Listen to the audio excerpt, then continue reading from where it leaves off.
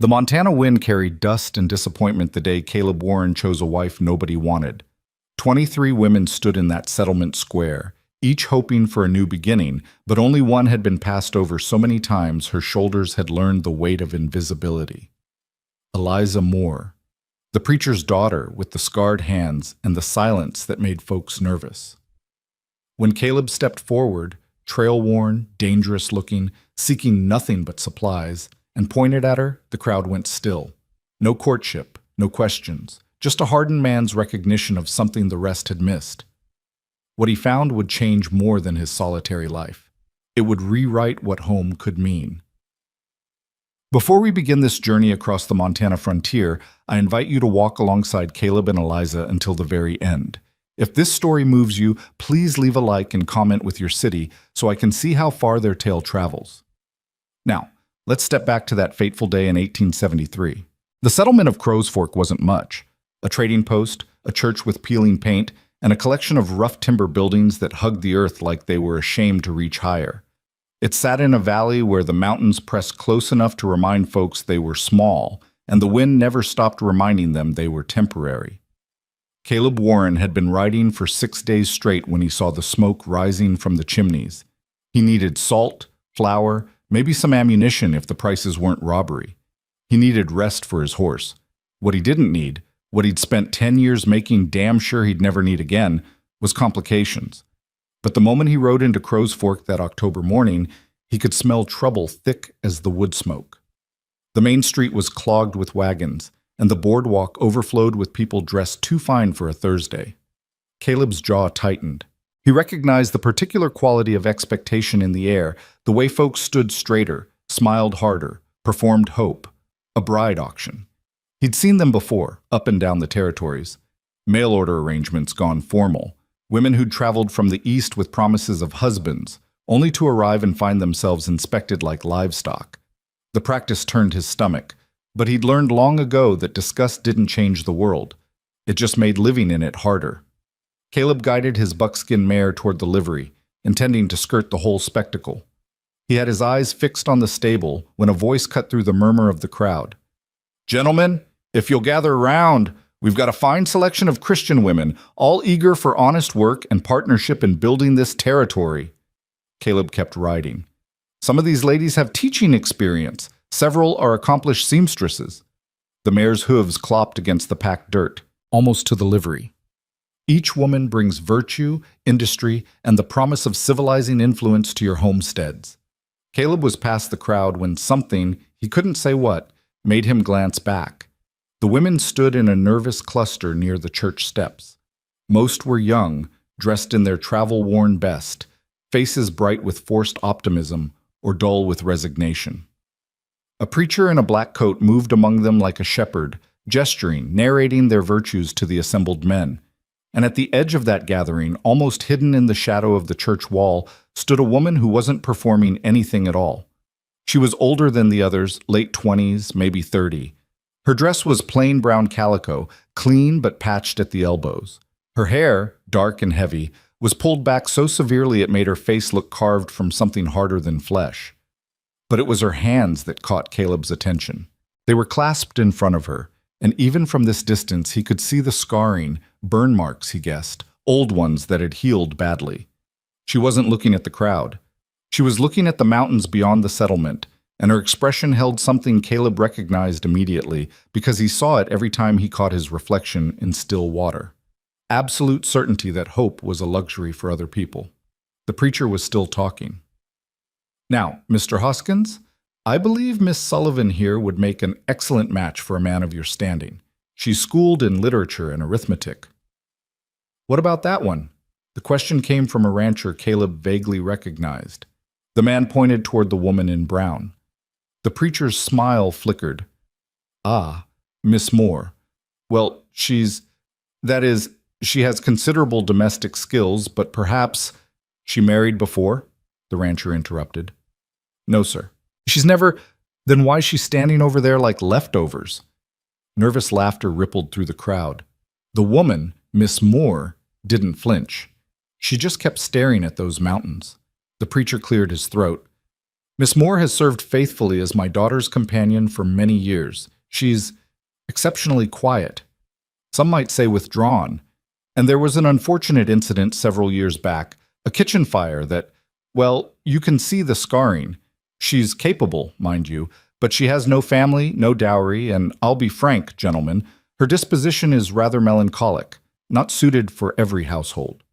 Translation, Caleb thought, damaged goods nobody wants. The rancher had already lost interest, turning back to the younger, prettier options. The crowd shifted, reformed around the women who smiled, who made eye contact, who knew how to sell themselves because survival demanded it. Miss Moore remained exactly where she was, separate and unremarked upon. Caleb should have kept writing, should have gotten his supplies and disappeared back into the high country where people's cruelty was at least honest instead of dressed up in Christian charity. Instead, he swung down from his horse. His boots hit the ground with a sound that seemed too loud.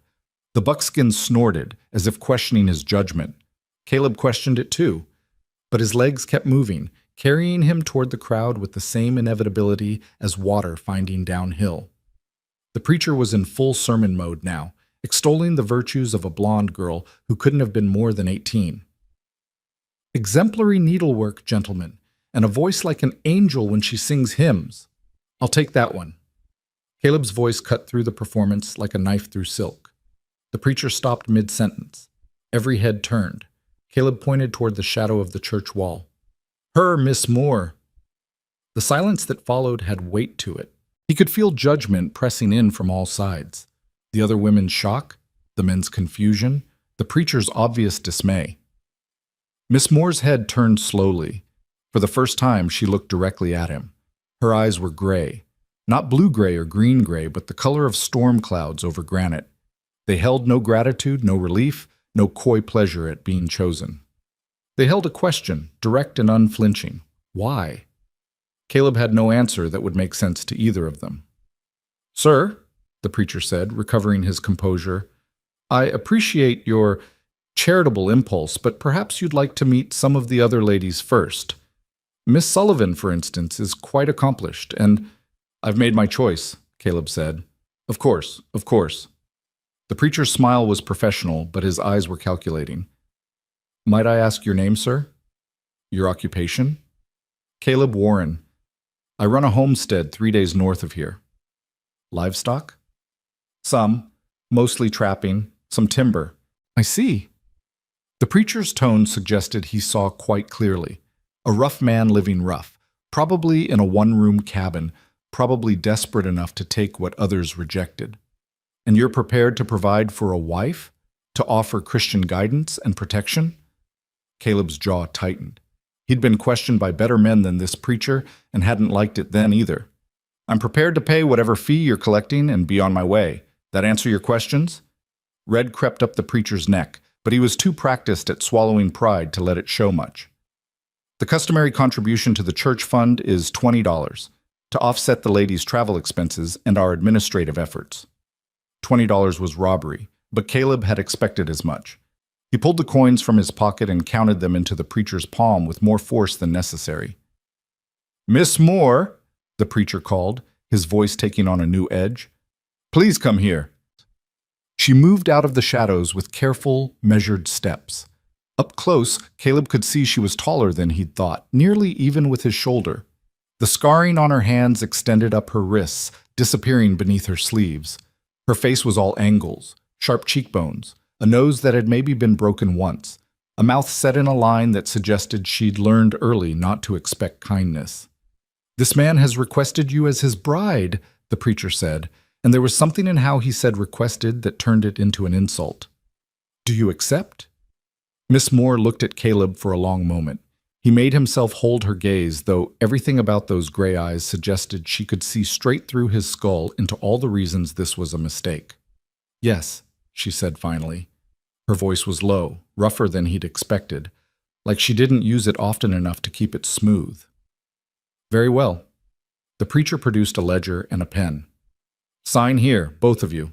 This documents your mutual agreement to marriage under the laws of Montana Territory. You'll need to have the union properly solemnized by a minister within 30 days, but this contract is legally binding as of, I can't write, Miss Moore said quietly. The preacher's eyebrows lifted.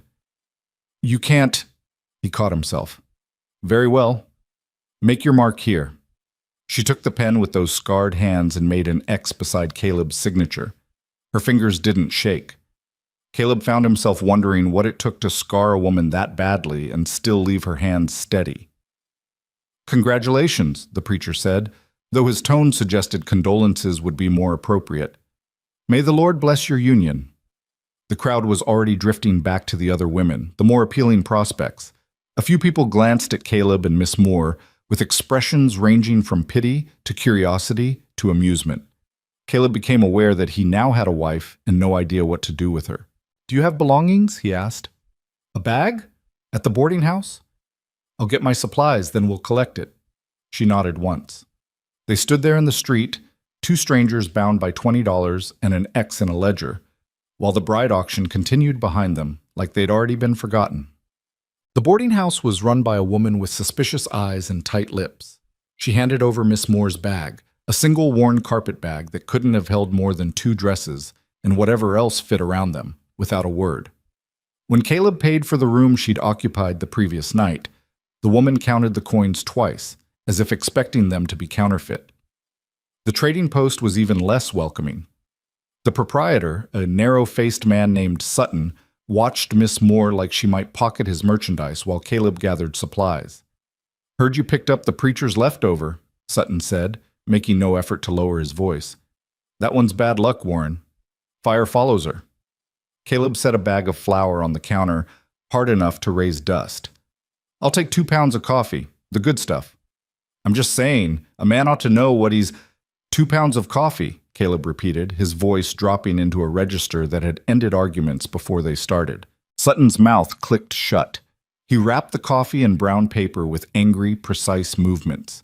Miss Moore stood by the door, her carpetbag clutched in both hands, staring at a point somewhere past Caleb's left shoulder. If the conversation bothered her, she gave no sign. Caleb wondered how much practice she'd had at turning herself to stone. When the supplies were loaded, salt, flour, coffee, ammunition, a few other necessities, Caleb led his horse and the pack mule he'd purchased toward Miss Moore. Can you ride? He asked. I can learn. It wasn't the answer he'd hoped for, but it was honest. We've got 3 days' travel. You can ride the mule until you get the hang of it. He helped her onto the mule's back, and she settled there with the same careful quality she brought to everything, like she was trying to take up as little space as possible. Her bag she held in her lap like a shield.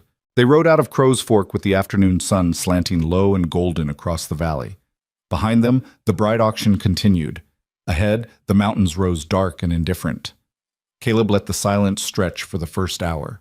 He'd never been comfortable with talk, and Miss Moore showed no inclination toward it either. The only sounds were the steady plod of hooves, the creak of leather, and the wind moving through the tall grass. But by the second hour, practicality demanded conversation. We'll make camp before dark, he said, not looking at her.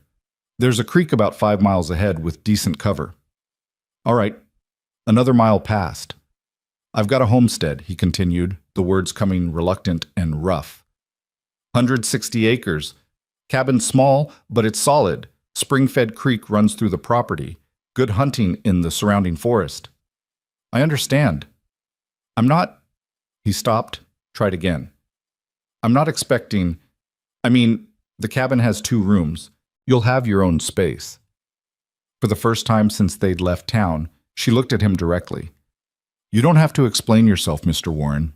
I know what this is. Do you? You needed a woman for practical reasons. I needed somewhere to go. That's the transaction. The bluntness should have been refreshing, but instead it settled like a stone in Caleb's chest. It's Caleb, not Mr. Warren. Eliza, she said after a moment. Though I suppose you knew that already. I suppose I did. They rode on as the sun dropped lower. The landscape shifted gradually from rolling grassland to broken country, rocks pushing up through the earth, stands of pine appearing in the folds of the hills. The air grew colder as elevation increased. Caleb watched Eliza from the corner of his eye. She sat the mule with increasing confidence, her body learning the rhythm of the animal's gait. Once, when they crossed a stretch of difficult ground, she leaned forward and murmured something to the mule. words too quiet for Caleb to hear, but the mule's ears swiveled back, listening. The creek appeared as promised, a clear ribbon of water cutting through a stand of cottonwoods. Caleb dismounted and began setting up camp with the efficiency of long practice, hobbling the animals, gathering wood, arranging stones for a fire pit. Eliza slid down from the mule and stood uncertain, still holding her carpet bag. "You can set that in the tent," Caleb said, gesturing to the canvas shelter he'd stretched between two trees. She did, moving with that same careful economy of motion. When she emerged, he was coaxing the fire to life with dry grass and kindling. "I can cook," she said. "I've got it. I should earn my keep." Caleb sat back on his heels and looked up at her. The firelight was just beginning to catch, painting her face in warm tones that softened the hardness. "You've been traveling for how long?" 6 weeks, from Illinois." "Then you're tired. Sit down, Eliza." She hesitated, then lowered herself to a rock near the fire. Her shoulders remained rigid, her hands folded in her lap, the posture of someone waiting for criticism or dismissal. Caleb set coffee to boil and began frying salt pork in his battered skillet. The smell filled the clearing, mixing with wood smoke and pine. He sliced hardtack and arranged it on tin plates with the pork, simple trail fare but hot and filling. When he handed her a plate, she took it with a quiet "thank you" and ate in small, precise bites. She held the tin carefully, as if afraid of dropping it. "The preacher said there was a fire," Caleb said, then immediately regretted it. The words had come out more abrupt than intended. Eliza's hand stilled. She was quiet for so long he thought she wouldn't answer. When she spoke, her voice was flat, rehearsed, the tone of someone who'd told this story enough times to drain it of emotion. "I was 16. The preacher's wife was ill, and I was helping with the household. There was an accident with a lamp. Oil spilled. The kitchen went up fast." She paused. "The preacher's wife got out. I got the baby out. But I went back for the wife's jewelry box. She'd been crying about it. Stupid thing to do. A beam came down." She flexed her scarred hands in the firelight. "Took 3 months to heal. By then the preacher's wife had died. Not from the fire, from the illness, and he was left with an infant daughter. He kept me on to raise her. Said it was Christian charity." Her mouth twisted slightly. "I think he just needed someone who'd work for room and board and wouldn't complain." "The daughter?" "Married last spring, moved to Oregon with her husband." Eliza set her plate aside, her food only half eaten. "That's when the preacher decided to join this bride venture, bring women west, collect fees, call it missionary work. He offered to include me, said it was my chance for a fresh start." She looked at him then, and her eyes held a dark humor that startled him. "I don't think he expected anyone to actually choose me." Caleb poured coffee into 2 cups and handed her one. "Why'd you come? If you knew you were just—" He stopped, searching for words that wouldn't cut. "Leftover cargo?" She said it without bitterness, just fact. "Because staying in Illinois meant working as a housemaid until I was too old to be useful, then dying in a poorhouse. At least out here there was a chance, even a small one." "A chance at what?" She wrapped both hands around the coffee cup, and for a moment she looked impossibly young despite the hardness in her face. "Belonging somewhere. Not being the burden, not being the reminder of someone else's tragedy." She sipped her coffee. "Foolish, probably." "No," Caleb said quietly. "Not foolish." The fire crackled. Somewhere in the darkness, a nightbird called. "Why did you choose me?" Eliza asked. "The truth." Caleb stared into his coffee, watching the firelight dance on its dark surface. He could give her something easy, say he needed help with the homestead, or that he admired her dignity. Both were even partly true, but she'd given him honesty. She deserved the same. "Because you look like I feel," he said finally. "Every damn day. Like you've made peace with being alone because it's easier than hoping for different." Her gray eyes studied him for a long moment. "And you thought that made us compatible?" "I thought it made us even." She absorbed this, turning it over like a stone she'd found in the creek. "That's the saddest reason for marriage I've ever heard." "Probably. But at least it's honest." "It's all I've got."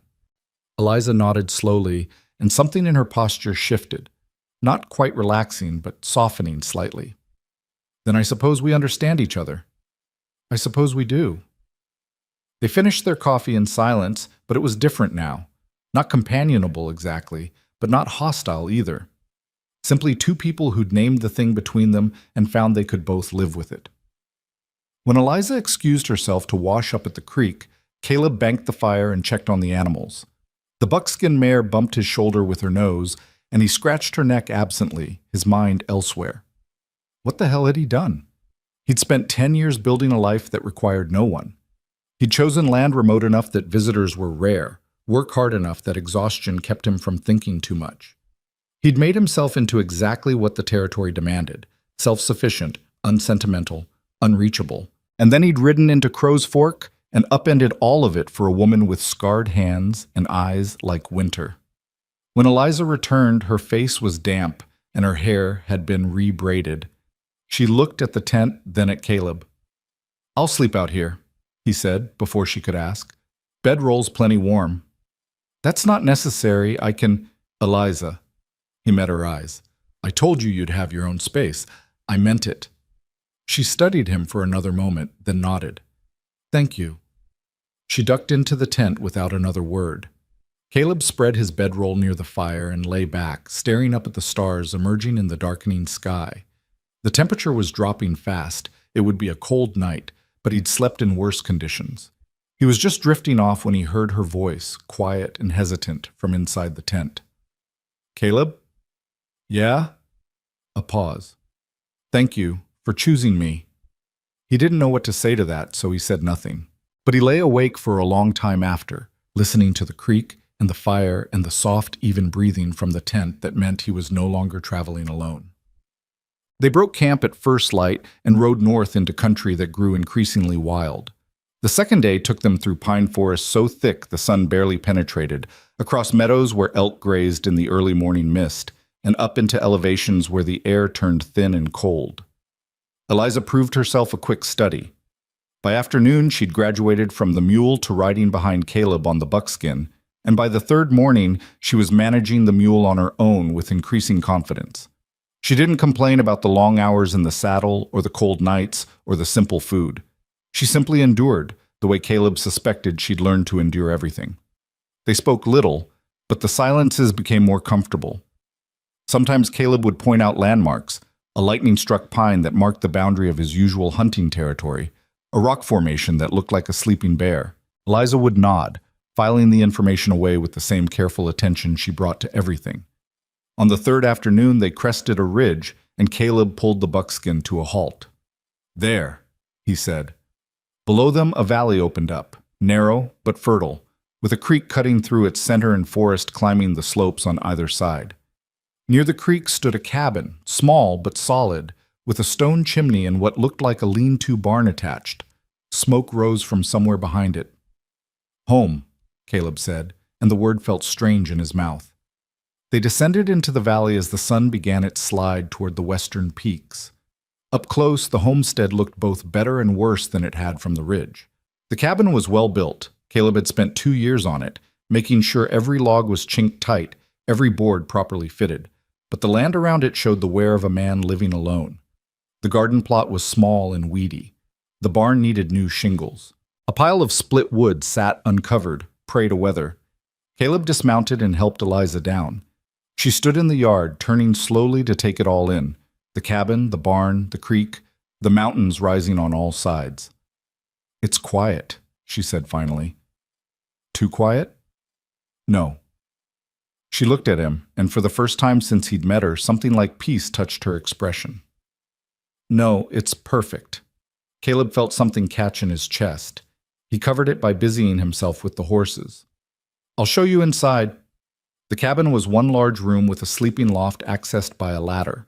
A stone fireplace dominated one wall, a table and 2 chairs occupied the center, and a rope bed with a corn husk mattress sat in the far corner. Shelves held supplies, hooks bore clothing and tools, and a few personal items, a razor, a tin cup, a worn book, were scattered about. It was, Caleb realized with sudden clarity, the dwelling of someone who'd stopped caring about comfort or beauty years ago. Eliza set her carpet bag on the table and walked the perimeter slowly, her scarred fingers trailing over surfaces. She paused at the fireplace, examining the stonework, at the shelves, noting the organization, at the single window looking out at the creek. "The loft?" she asked. "For you. I'll sleep down here." She climbed the ladder and disappeared into the upper space. Caleb heard her moving around, and then silence. When she descended, her expression was neutral. "It's more than adequate." "There's a root cellar out back," Caleb said, falling into what felt like a property tour. "Springhouse keeps things cool year-round. Barn's small but weather-tight. I've got 6 traps running in the high country, usually check them twice a week. There's Caleb." She held up a hand. "I'm not a visitor. You don't have to explain everything at once." "Right." He felt foolish. "I'll start dinner. I can... Eliza." He gentled his voice. "Let me do this tonight. Tomorrow, we'll figure out how things work. But tonight, just rest." She looked like she wanted to argue, but fatigue won. She nodded and sank into one of the chairs, and Caleb saw how much the journey had taken out of her. 3 days of riding, 3 nights on the hard ground, all while carrying the weight of starting over in a place she'd never seen with a man she didn't know. He built up the fire and set beans and salt pork to cooking. While the food heated, he brought in water from the creek and set coffee to boil. The familiar rhythms settled him. This he knew how to do. This required no words or promises or navigating the strange territory of having another person in his space. They ate in silence, but Caleb watched Eliza's shoulders gradually drop from their rigid line. She finished her plate this time and accepted a second cup of coffee, and when a coal popped in the fireplace, she didn't startle. After dinner, she insisted on washing the dishes despite his protests. Caleb let her, recognizing the need to establish some foothold of usefulness. While she worked, he checked the fire and made sure her space in the loft had adequate blankets. When everything was done and there was no more busy work to hide behind, they stood in the main room with the fire crackling and the darkness pressing against the windows. "I'll be up early," Caleb said. "There's work that's been waiting, but you sleep as long as you need." "I'll be up when you are." "Eliza..." "I said I'd earn my keep. I meant it."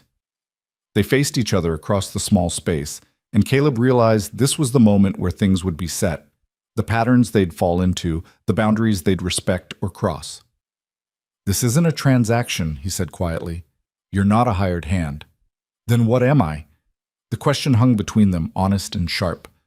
"I don't know," Caleb admitted, "but we've got time to figure it out." Something flickered in her eyes, surprise maybe, or relief. She nodded slowly. "Good night, Caleb." "Good night."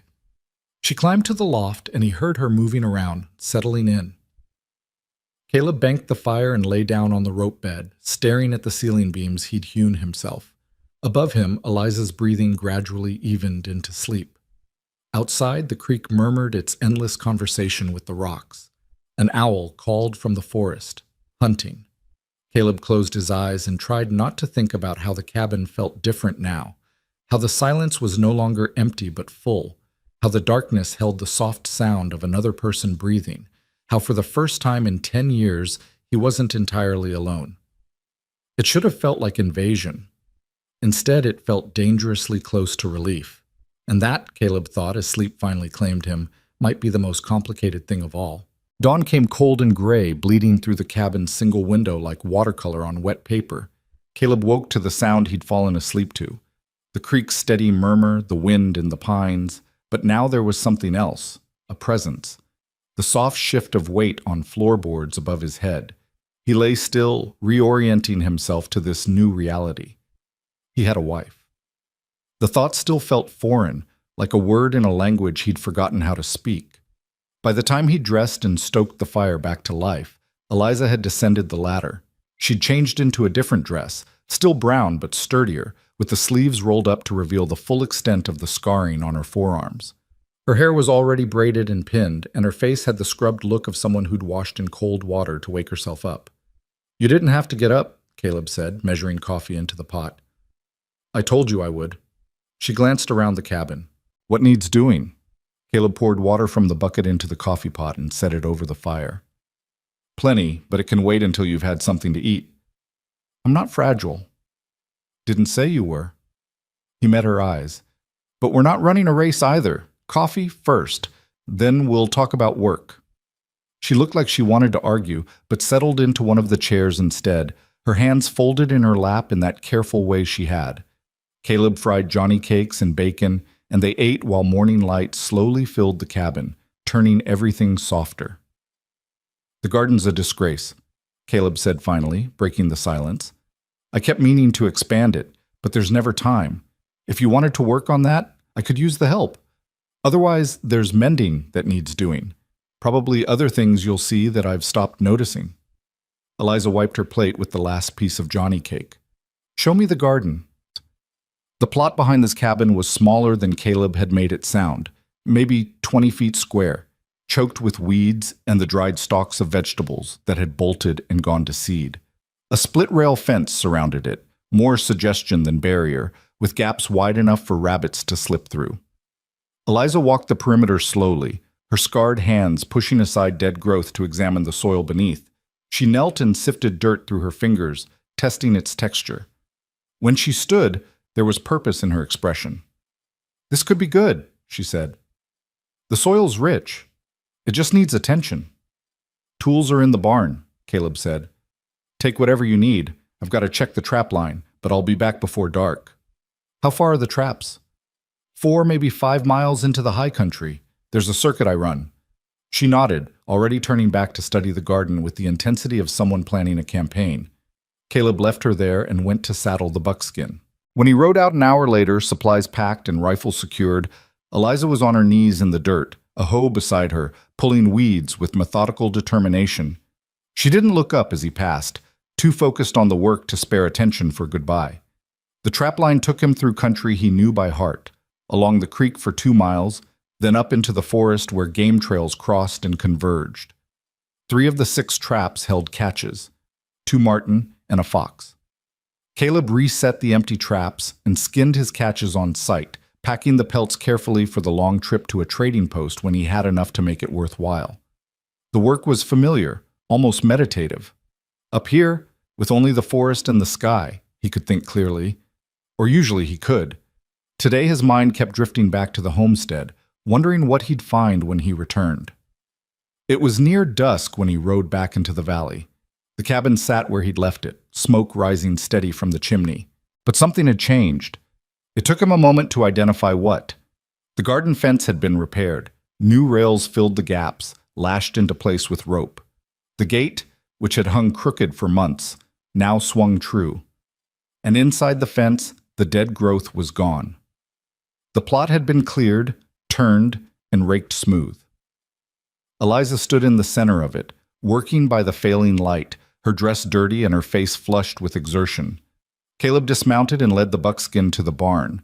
When he emerged, Eliza was still in the garden, examining what looked like a rough diagram she'd scratched in the dirt with a stick. "You've been busy," he called.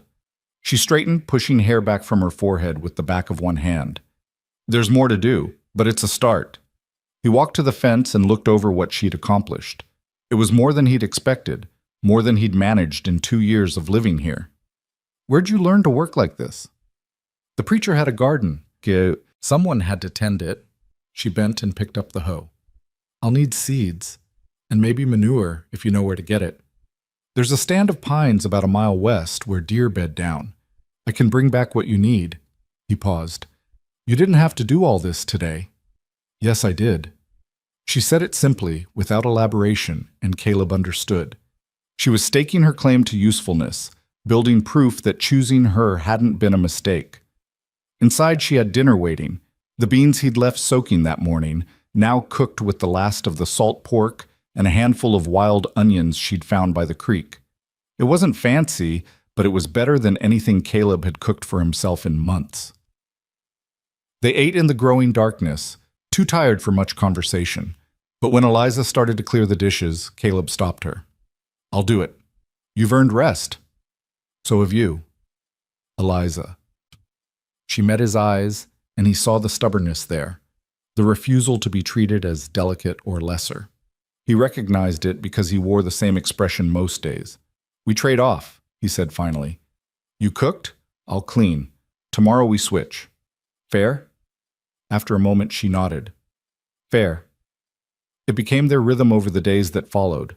a division of labor that emerged without formal discussion, shaped by necessity and ability. Caleb worked the trap line, hunted, cut timber, repaired what needed repairing.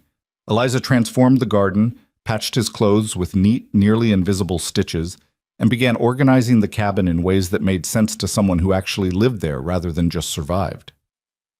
She didn't talk much, and Caleb appreciated that. But when she did speak, her words were precise and considered. She asked questions about the land, the seasons, what grew where, and when. She listened to his answers with full attention, filing information away like ammunition for future battles.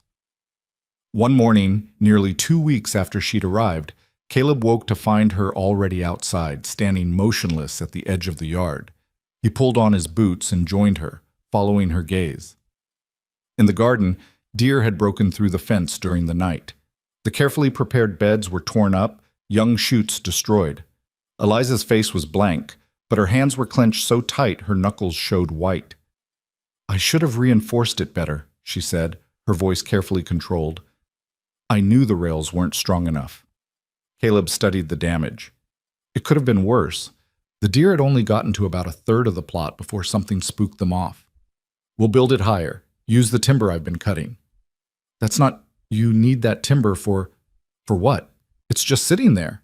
He walked into the garden and began examining what could be salvaged. "Besides, a proper fence is an investment. Keeps out more than deer." "I can do it myself," Eliza said, following him. "You don't have to..." "I know I don't have to." Caleb straightened and looked at her directly. "But it'll go faster with 2 people. And we'll do it right this time." Something shifted in her expression, that careful blankness cracking just slightly to reveal what might have been gratitude, or maybe just surprise that he wasn't angry about the wasted effort. They spent 3 days building a new fence. Caleb cut and hauled timber while Eliza measured and planned. Together they dug post holes, set rails, and constructed a barrier that stood 6 feet high and solid enough to turn back anything short of a bull elk. Working side by side, they fell into a natural coordination. Caleb would lift a heavy post into place, and Eliza would steady it while he tamped earth around its base. She'd hold boards while he hammered. He'd pass her nails before she had to ask. On the 3rd afternoon, with the last rail in place, they stood back to survey their work. "That'll hold," Caleb said. It's good." Eliza ran her hand along one of the rails, testing its stability. "Better than good." A rare smile touched her face, small and quick, gone almost before it registered, but real. Caleb felt something warm move through his chest at the sight of it. "Thank you," she said quietly, "for not making me feel foolish about the first fence." "Nothing foolish about it. You did what you could with what you had." Still. They stood there in the cooling afternoon, dirt under their nails and sawdust in their hair, and Caleb realized he'd enjoyed the past 3 days more than any in recent memory. Not because the work was pleasant, it had been backbreaking, but because it hadn't been lonely. That night, after dinner, Eliza produced a piece of cloth from her carpet bag. It was soft cotton, cream-colored, and she'd clearly been saving it for something special. "I thought I might make curtains," she said, almost hesitant. "For the window, if that's all right." Caleb glanced at the bare window, something he'd never thought to cover except in the depths of winter with animal hides. "You don't have to ask permission for things like that. It's your cabin." "It's our cabin."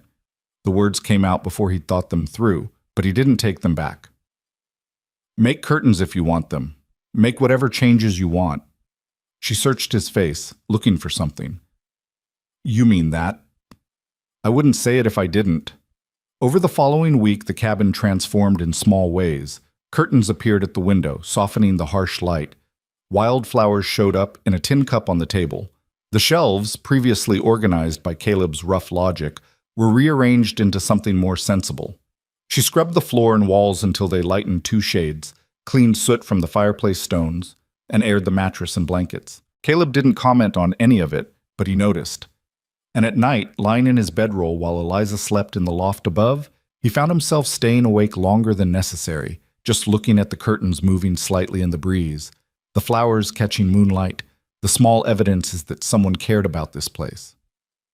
3 weeks into their marriage, if you could call the contract they'd signed a marriage, Caleb returned from checking the trapline to find Eliza standing very still in the yard, staring toward the forest edge. He dismounted quickly. What's wrong? There's someone out there, she said, her voice low. In the trees. I've been watching for 10 minutes. They're not hiding exactly, but they're not coming closer either. Caleb's hand went to his rifle. Stay here. Caleb, but he was already moving toward the tree line, weapon ready, every sense alert. He'd lived out here long enough to know that unexpected visitors could mean trouble, claim jumpers, outlaws, or just men who'd decided a remote homestead made an easy target. He was 20 yards from the trees when a small figure stepped into the open. A child. A girl, maybe 7 or 8 years old, dressed in a stained pinafore with her blonde hair wild around her face. She held something bundled in her arms, cloth wrapped around what looked like another smaller child. Behind Caleb, he heard Eliza's sharp intake of breath. The girl's eyes were huge in her thin face, and when she spoke, her voice cracked with thirst. Please, we need help. Caleb lowered his rifle and moved toward her slowly, the way he'd approach a spooked horse. It's all right. You're safe. The girl's knees buckled. Caleb caught her before she hit the ground, and the bundle in her arms shifted. A baby, he realized. Couldn't be more than a year old and too quiet. Sick or starving or both. Eliza was there suddenly, taking the baby from the girl's arms with careful hands. Get her inside, quickly! Caleb carried the girl into the cabin and set her in one of the chairs. Eliza had the baby on the table, unwrapping the dirty cloth. The child was a boy, pale and listless, his breathing shallow. Water, Eliza said, her voice crisp with focus. And start heating broth if you have any. Caleb moved.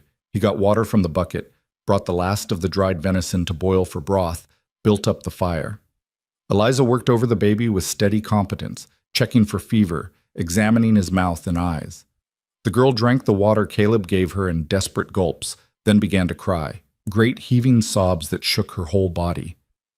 My brother, she gasped between sobs. Will he? Shh. Eliza moved to her side, one hand on the baby, one on the girl's shoulder. He's alive. That's what matters right now. Can you tell me your name? Sarah McKinnon.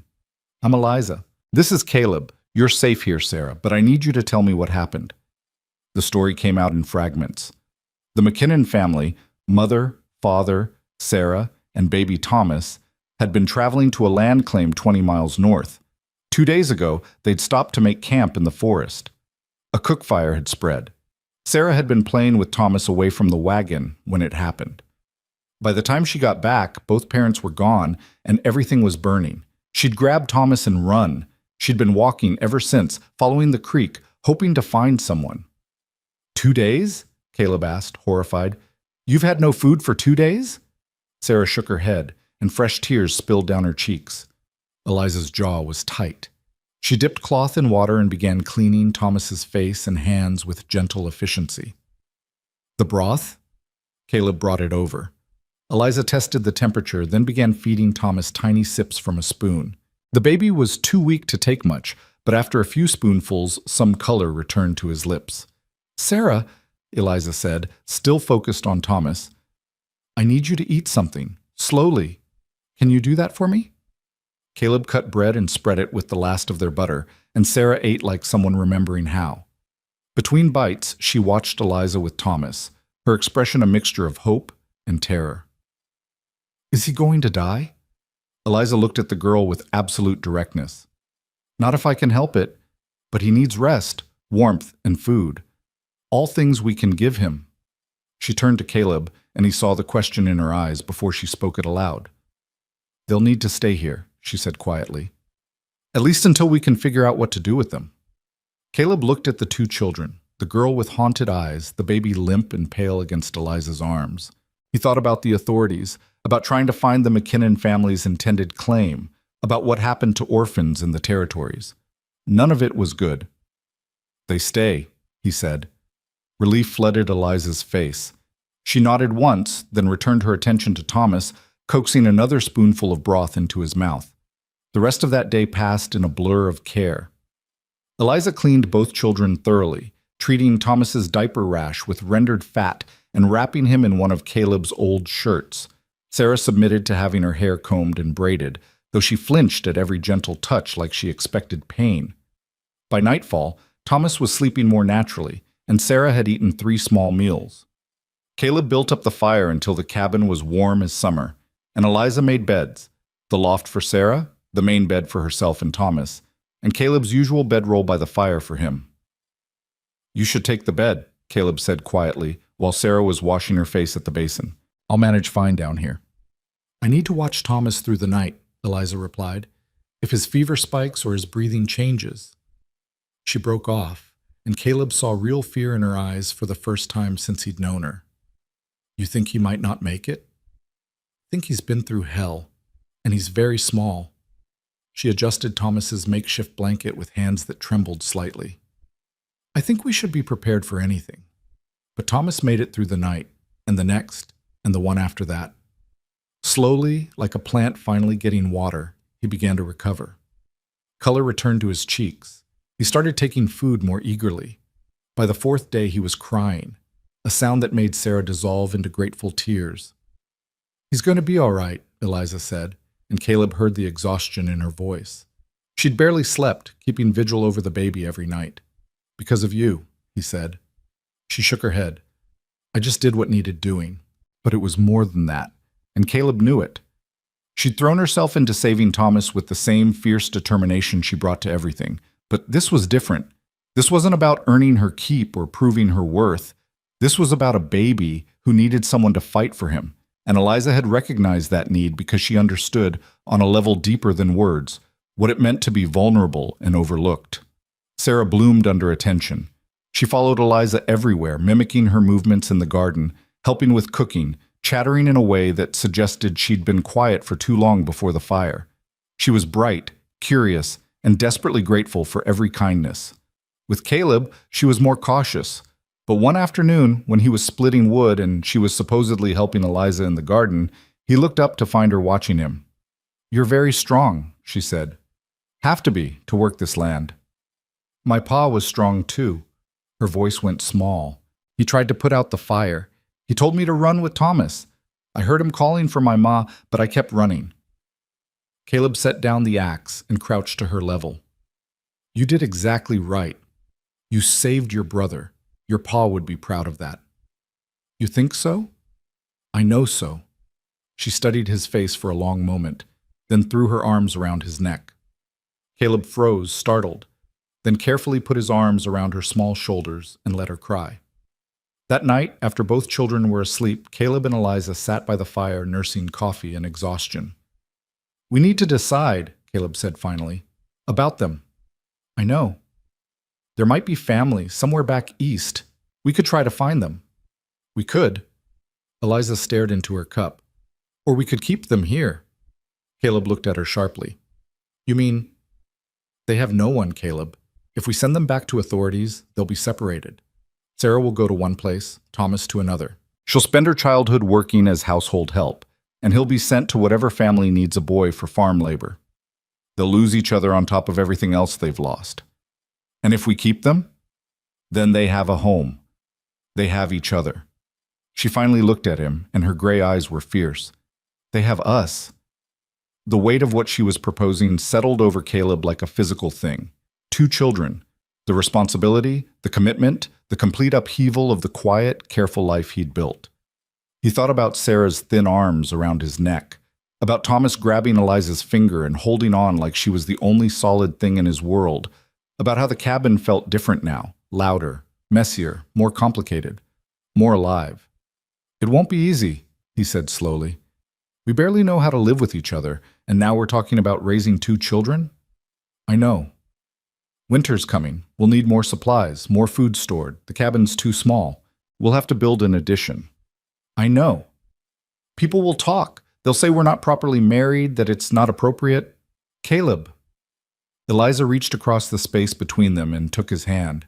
Her scarred palm was warm against his. "Do you want to send them away?" He closed his eyes.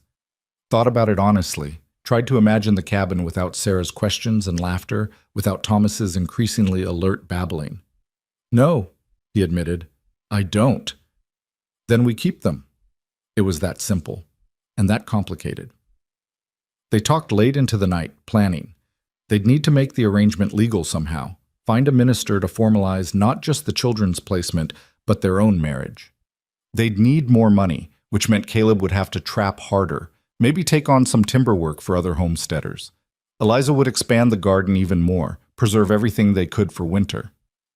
"We should tell Sarah first," Eliza said finally. "Let her decide if she wants to stay." But when they approached Sarah the next morning, tentatively offering the possibility of permanence, she looked at them like they'd offered her the moon. "You mean you'd keep us? Really keep us?" "If you're willing," Eliza said gently. "This won't be easy. The winters are hard here and the work never stops. But you'd be ours, and we'd be yours." Sarah's answer was to burst into tears and throw herself at Eliza, then Caleb, then back to Eliza. "Yes, yes, please. I'll work hard, I promise. I'll help with everything. You won't regret it." Caleb felt his throat tighten. "We know you will, sweetheart."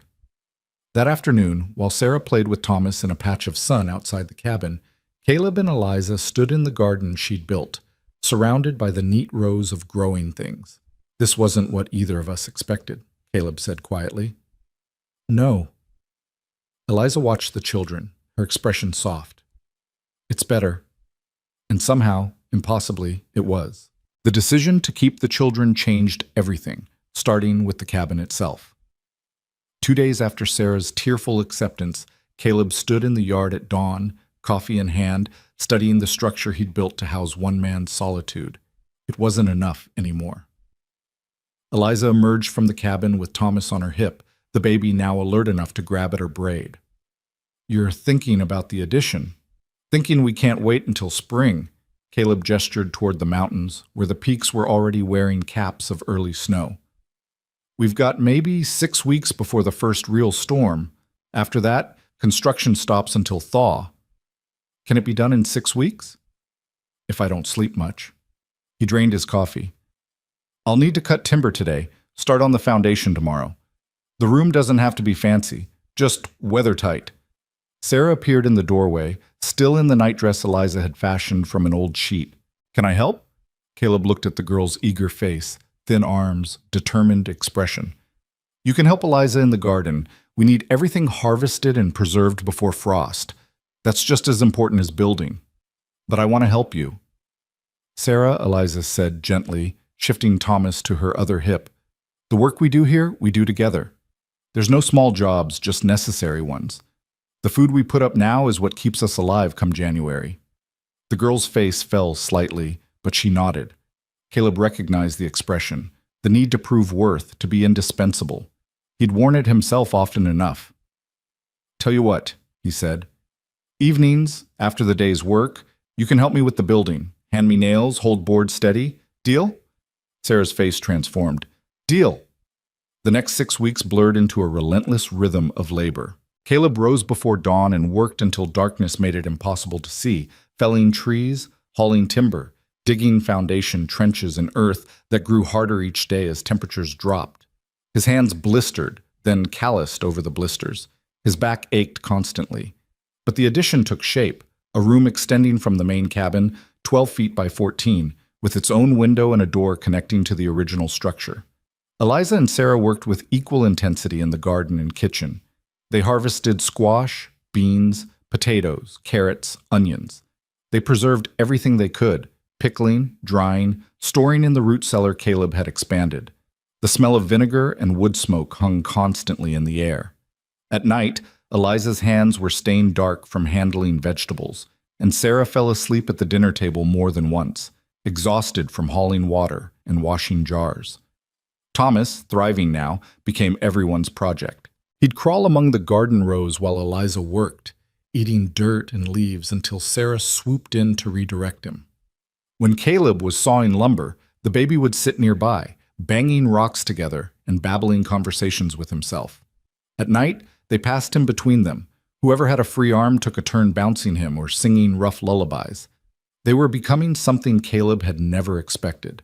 Not just individuals sharing space, but a unit with its own logic and rhythms. 3 weeks into construction, Caleb was framing the window when he heard hoofbeats. He turned to see 3 riders approaching from the south, 2 men and a woman, all looking trail-worn and purposeful. Eliza emerged from the cabin, wiping her hands on her apron. Sarah moved immediately to her side, and Caleb saw the girl's shoulders tense. He climbed down from the ladder and walked to meet the visitors, very aware of where his rifle leaned against the cabin wall. The lead rider was a man in his 50s, weathered and lean, with the look of someone who'd spent his life working hard ground. He pulled his horse to a stop and touched his hat brim. "Afternoon. Name's Jacob Hendricks. This is my wife Mary and our son Paul. We've got a claim about 8 miles south of here." Caleb relaxed slightly. "Neighbors, not trouble." "Caleb Warren. This is my wife Eliza." Hendrick's eyes moved to Sarah, then to the cabin where Thomas's babbling could be heard through the open door. "Heard you'd taken in the McKinnon children. Word travels fast. We passed through Crow's Fork last week. Folks were talking." Mary Hendricks spoke up, her voice kind but curious. "We knew the McKinnons slightly, met them once before the fire. Terrible tragedy." "It was," Eliza said quietly. "We came to offer help," Hendricks said. "If you need supplies or assistance with the children." "We're managing," Caleb said, more curtly than intended, then making an effort to soften it, "but we appreciate the offer." Mary dismounted without waiting for permission, her gaze fixed on Sarah. "Hello, sweetheart. I'm Mary. I knew your mama a little. She spoke of you very fondly." Sarah's eyes went wide and wet. "She did?" "She did indeed. Said you were the best helper she'd ever had." Mary glanced at Eliza. "Might I come in? I've brought some things that might be useful." Eliza hesitated only a moment, then stepped back from the door. "Of course." The women disappeared inside while Caleb and the Hendricks men stood in awkward silence. Finally, Paul spoke up. He was younger than Caleb, maybe 25, with his father's lean build. "That's quite an addition you're building. Needed the space." "You doing it alone?" "Mostly." Jacob Hendricks studied the framing with a practiced eye. "You've got good technique, but you're racing weather. You could use help." Caleb's pride bristled. "I said we're managing." "I'm sure you are. But managing and thriving aren't the same thing." Hendricks met his eyes. "We're not charity, Warren. We're neighbors. Out here, that means something. You help us when we need it, we help you. That's how people survive the territories." Caleb wanted to refuse. He'd spent 10 years learning not to need anyone, not to owe anything. But he looked at the half-finished addition, at the mountains wearing more snow each day, and forced himself to see clearly. "I could use help," he admitted, the words tasting like defeat and relief in equal measure. "Good." Hendricks dismounted. "Paul and I can give you 3 days. We'll get this room closed in before the storms hit." They were as good as their word. For 3 days, the Hendricks men worked alongside Caleb from dawn to dusk. With 3 sets of hands, the work went exponentially faster. The walls went up, the roof was framed and shingled, and the window was properly fitted and sealed. Jacob taught Caleb tricks he'd learned over decades of frontier building: how to make joints tighter, how to account for wood settling, how to ensure the structure would withstand Montana's brutal winters. Inside, Mary helped Eliza and Sarah with the preserving, sharing recipes and techniques. She brought fabric scraps for making proper clothes for the children, showed Sarah how to card wool for winter stockings, and played with Thomas in a way that made the baby shriek with laughter. On the 3rd evening, as the men were finishing the last of the shingling, Mary called everyone in for a meal she'd insisted on making. The cabin was crowded with all 6 of them around the table, but it felt right somehow. Natural. Over stew and fresh bread Mary had brought from home, the conversation flowed easier than Caleb had expected. Jacob told stories about their first winters in the territory, disasters and triumphs told with humor that made even the hardships sound bearable. Mary asked Sarah gentle questions about her life before, giving the girl permission to remember her parents without fear. "They'd be glad you landed here," Mary said, squeezing Sarah's hand, "with folks who'll care for you proper." When the Hendricks family prepared to leave the next morning, Sarah hugged Mary so hard the older woman had to steady herself. Thomas, perched on Eliza's hip, waved his pudgy hand in a gesture that might have been goodbye. Jacob shook Caleb's hand. "You've got a good setup here. The addition will serve you well. But Warren?" "Yeah?" "Don't wait until you're desperate to ask for help. We're your neighbors now. Act like it." After they'd ridden off, Caleb stood in the yard feeling oddly unbalanced. Eliza came to stand beside him, and they watched the riders disappear into the trees. They're good people, she said. Yeah. It's all right to accept help, Caleb. He looked at her, at this woman who'd been a stranger 2 months ago and was now the person who knew his thoughts before he spoke them. I'm not used to it. Neither am I, she smiled slightly. But maybe we can learn together. The addition was finished just as the first major storm rolled in. Caleb spent a frantic final day moving supplies, setting up the new room with beds he'd hastily constructed. A proper frame for Sarah, a smaller one for Thomas, when he was old enough to climb out of the cradle Eliza had requisitioned from their main bed. When the snow started falling in earnest, they were ready. The cabin was weathertight, the root cellar was full, and firewood was stacked high against the wall under a protective overhang Caleb had built. That night, with wind howling outside and snow already accumulating, they gathered in the main room. Eliza cooked a celebratory meal, roasted venison, potatoes, dried apple pie made from their stores. Sarah helped set the table with exaggerated care, and Thomas banged his spoon against his tray until someone gave him something to eat. After dinner, Sarah looked between Caleb and Eliza with an expression that suggested she'd been building up courage. Can I ask you something? Anything, Eliza said. What should I call you? The girl's voice was small. I mean, you're not my ma and pa, but you're taking care of us like... She stopped, struggling. Caleb felt his chest tighten. He looked at Eliza, who had gone very still. What do you want to call us? Eliza asked gently. Sarah bit her lip. I don't want to forget my real parents, but I also don't want to pretend you're not, that we're not. Tears spilled over. I don't know what we are.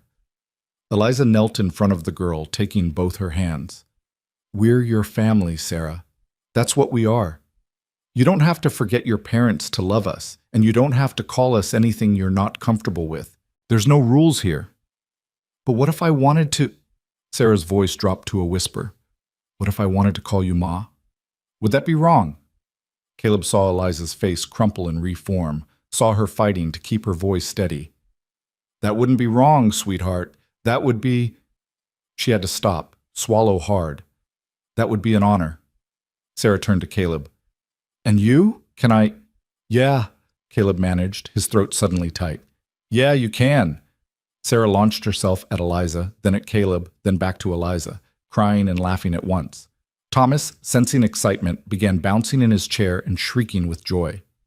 Later, after the children were in bed and Caleb and Eliza sat by the fire, they didn't speak for a long time. Finally, Eliza broke the silence. I never thought I'd have this. This? Family, children, a home that feels... She gestured around the cabin, at the curtains and the flowers and the small evidences of life. Real. Caleb studied her profile in the firelight. You thought you'd always be alone. Didn't you? Yeah. He turned his coffee cup in his hands. I did. Thought I preferred it that way. Did you? He considered the question honestly. Thought about the years before Eliza, before Sarah and Thomas. The silence that had felt like peace, but was really just absence. The days bleeding into each other with nothing to mark them as significant. The slow certainty that this was all life would ever be. No, he said finally. I just thought I didn't deserve different. Eliza looked at him then, really looked at him, and he saw understanding in her gray eyes. Because of whatever you're running from. It wasn't a question. Caleb had never told her about his past, about the farm back in Ohio, the wife who'd died in childbirth along with their son, the guilt that had driven him west to bury himself in work and isolation. But Eliza had seen it anyway, recognized the shape of his grief because she carried her own. Yeah, he said quietly, because of that. We all run from something, Caleb. The question is whether we let it catch us or whether we build something strong enough to stand against it. He looked around the cabin, at the addition he'd built with borrowed help, at the evidence of children sleeping safely, at this woman who'd transformed his survival into something resembling life. I think we're building something, he said. Eliza's hand found his across the space between their chairs.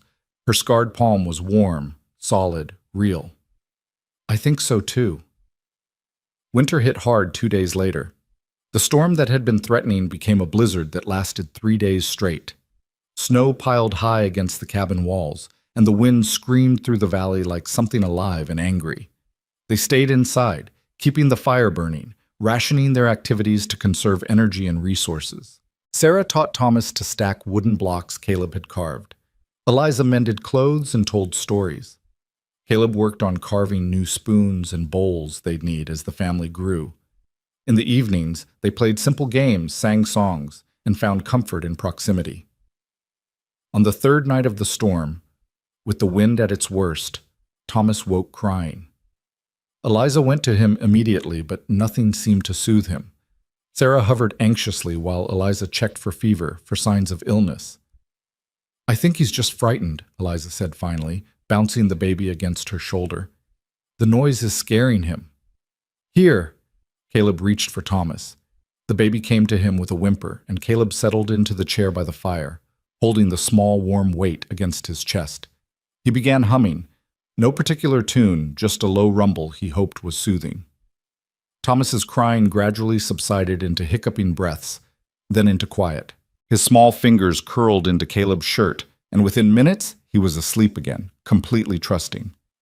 Caleb looked up to find both Eliza and Sarah watching him with identical soft expressions. "What?" "Nothing," Eliza said, but she was smiling. "It's just, you're good with him. I'm just holding him. It's more than that." She came to stand beside the chair, looking down at Thomas's sleeping face. "You're letting yourself care about him. About all of us." Caleb wanted to deny it, to maintain some distance, some protection. But with Thomas's heartbeat against his chest and Sarah's trusting eyes on him and Eliza's hand on his shoulder, denial was impossible. "Yeah," he admitted. "I guess I am." When the storm finally broke, they emerged to find the world transformed. Snow lay 4 feet deep in places, sculpted by wind into strange shapes. The sky was achingly blue, the air so cold it hurt to breathe. Everything looked clean, new, possible. Caleb dug paths from the cabin to the barn, to the spring house, to the woodpile. The work was brutal, but necessary.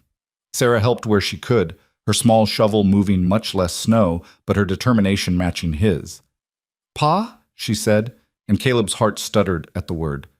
"When spring comes, can we expand the garden even more?" "That's up to your ma, she's the gardener. But you'll help build whatever she needs?" "Yeah, Sarah, I'll help." She beamed at him and went back to shoveling with renewed energy. That night, Eliza laid out their financial situation with characteristic bluntness. "We're going to need cash money before spring. The supplies we bought in Crow's Fork took most of what you had saved, and we'll need more. Clothes for the children, seeds, tools that are wearing out." Caleb had been thinking the same thing. "There's a timber operation 2 valleys over. They hire help in winter when crews are short. Hard work, dangerous, but it pays." "How long would you be gone?" 2, maybe 3 weeks at a time. I could come back between jobs."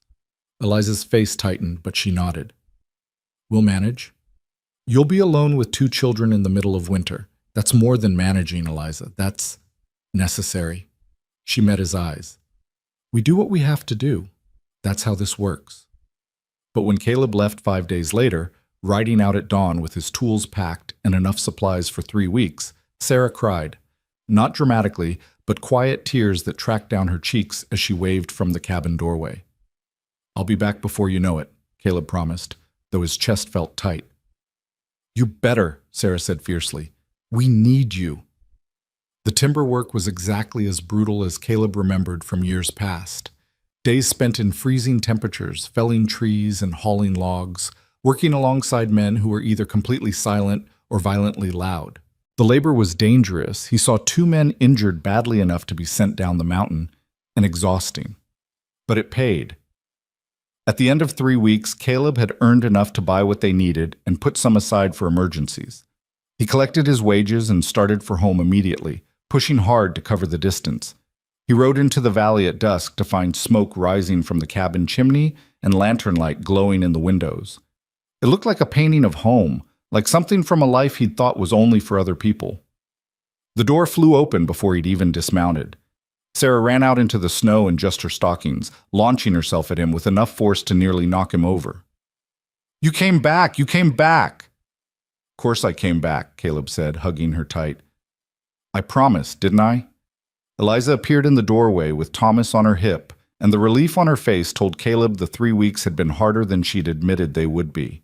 Inside, the cabin was warm and filled with the smell of cooking meat. Sarah chattered nonstop about everything that had happened while he was gone. A fox that had tried to get into the chicken coop they'd built, how Thomas had started pulling himself up to standing, how Ma had taught her to read from the one book they owned. Over dinner, Eliza filled in the quieter details. A difficult storm that had tested the addition's construction and found it solid. Nights when Thomas was fussy and Sarah was frightened and Eliza had to be strong for both of them. Small triumphs and larger worries.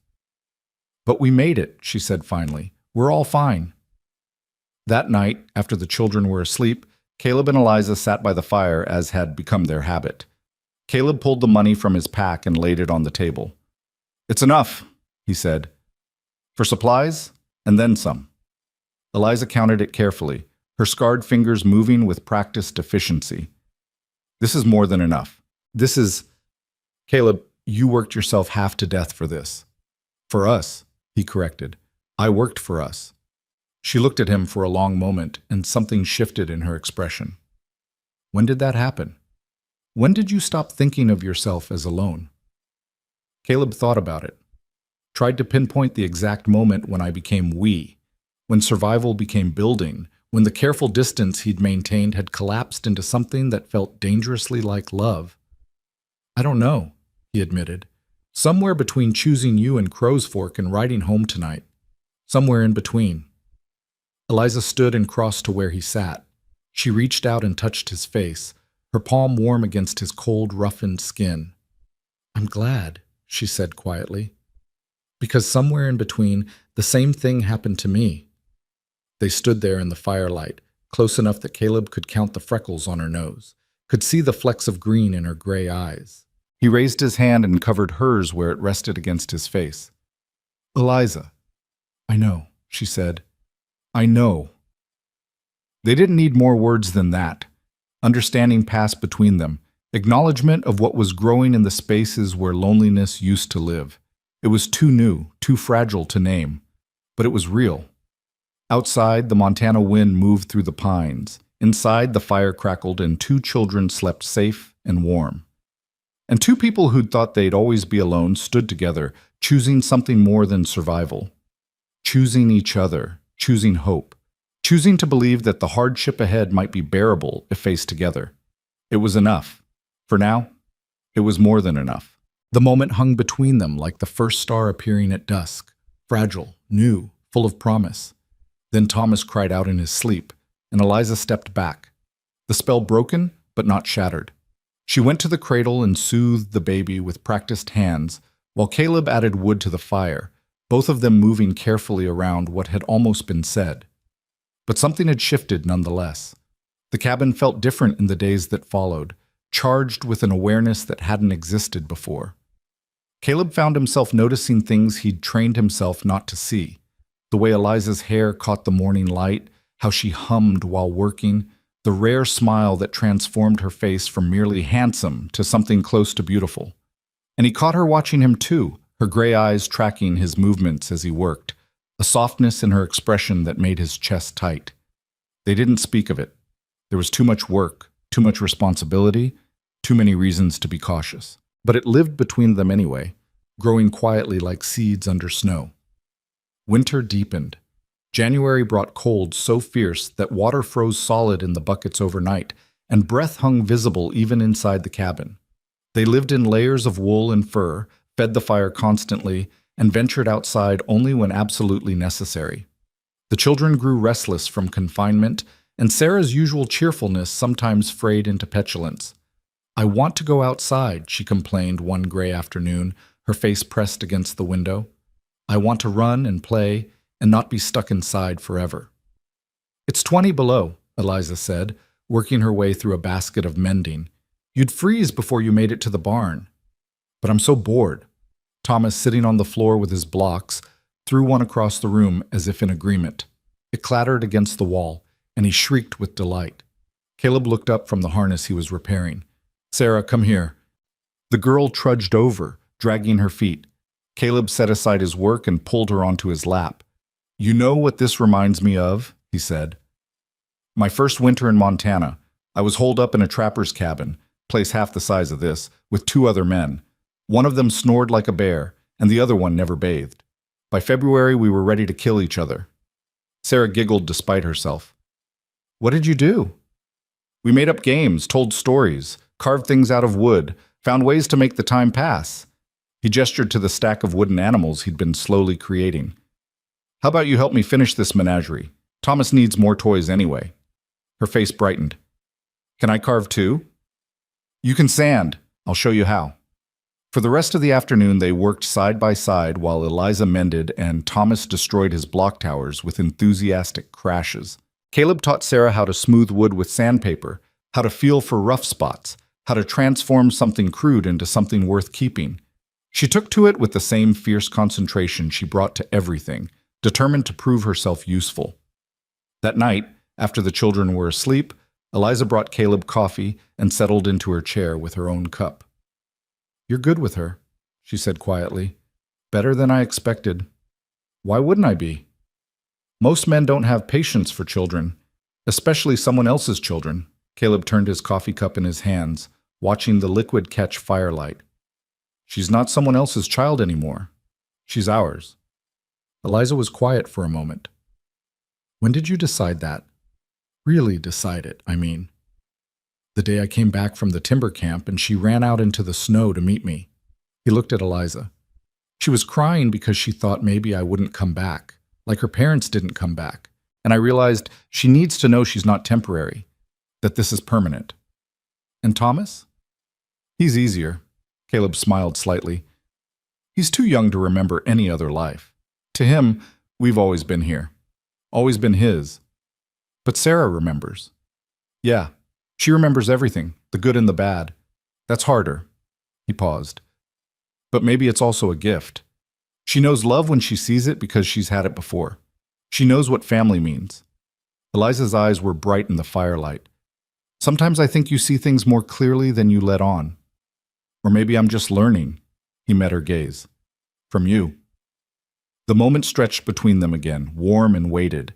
This time it was Caleb who stood, crossing to bank the fire for the night. When he turned back, Eliza was still watching him. "Caleb?" "Yeah?" "I'm glad you came back too, from the timber camp." It was a small thing to say, but the way she said it made it large. Caleb felt it settle in his chest like warmth spreading from a swallow of whiskey. "There's nowhere else I'd rather be," he said, and meant it completely. February brought a brief thaw, and they took advantage of it like prisoners granted unexpected freedom. Caleb spent every daylight hour outside, hunting, checking trap lines, cutting timber for future projects. Eliza aired out the cabin, washed everything that could be washed, and let the children play in the yard where melting snow revealed the dead grass beneath.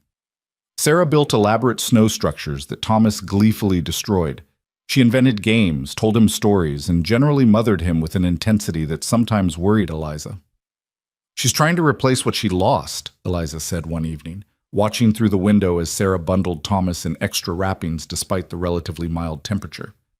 "Is that bad?" Caleb asked. "I don't know, maybe she should just be a child herself for a while longer." But the next morning, when Sarah appeared in the kitchen before dawn to help with breakfast, Caleb saw the truth more clearly. Sarah wasn't trying to replace her mother. She was trying to ensure she'd never be left behind again. If she made herself essential, indispensable, then maybe this family wouldn't disappear like the last one. He understood that impulse more than he wanted to admit. The thaw ended abruptly with another storm, this one bringing freezing rain that coated everything in ice. The world turned into glass, beautiful and treacherous. Caleb was in the barn tending to the horses when he heard Eliza scream. He ran, slipping on the ice, his heart in his throat. He burst through the cabin door to find Eliza on the floor, Thomas in her arms, her face white with pain. "What happened?" "I slipped on the step. Fell." She was breathing hard, cradling her left wrist against her body. "I think I broke it."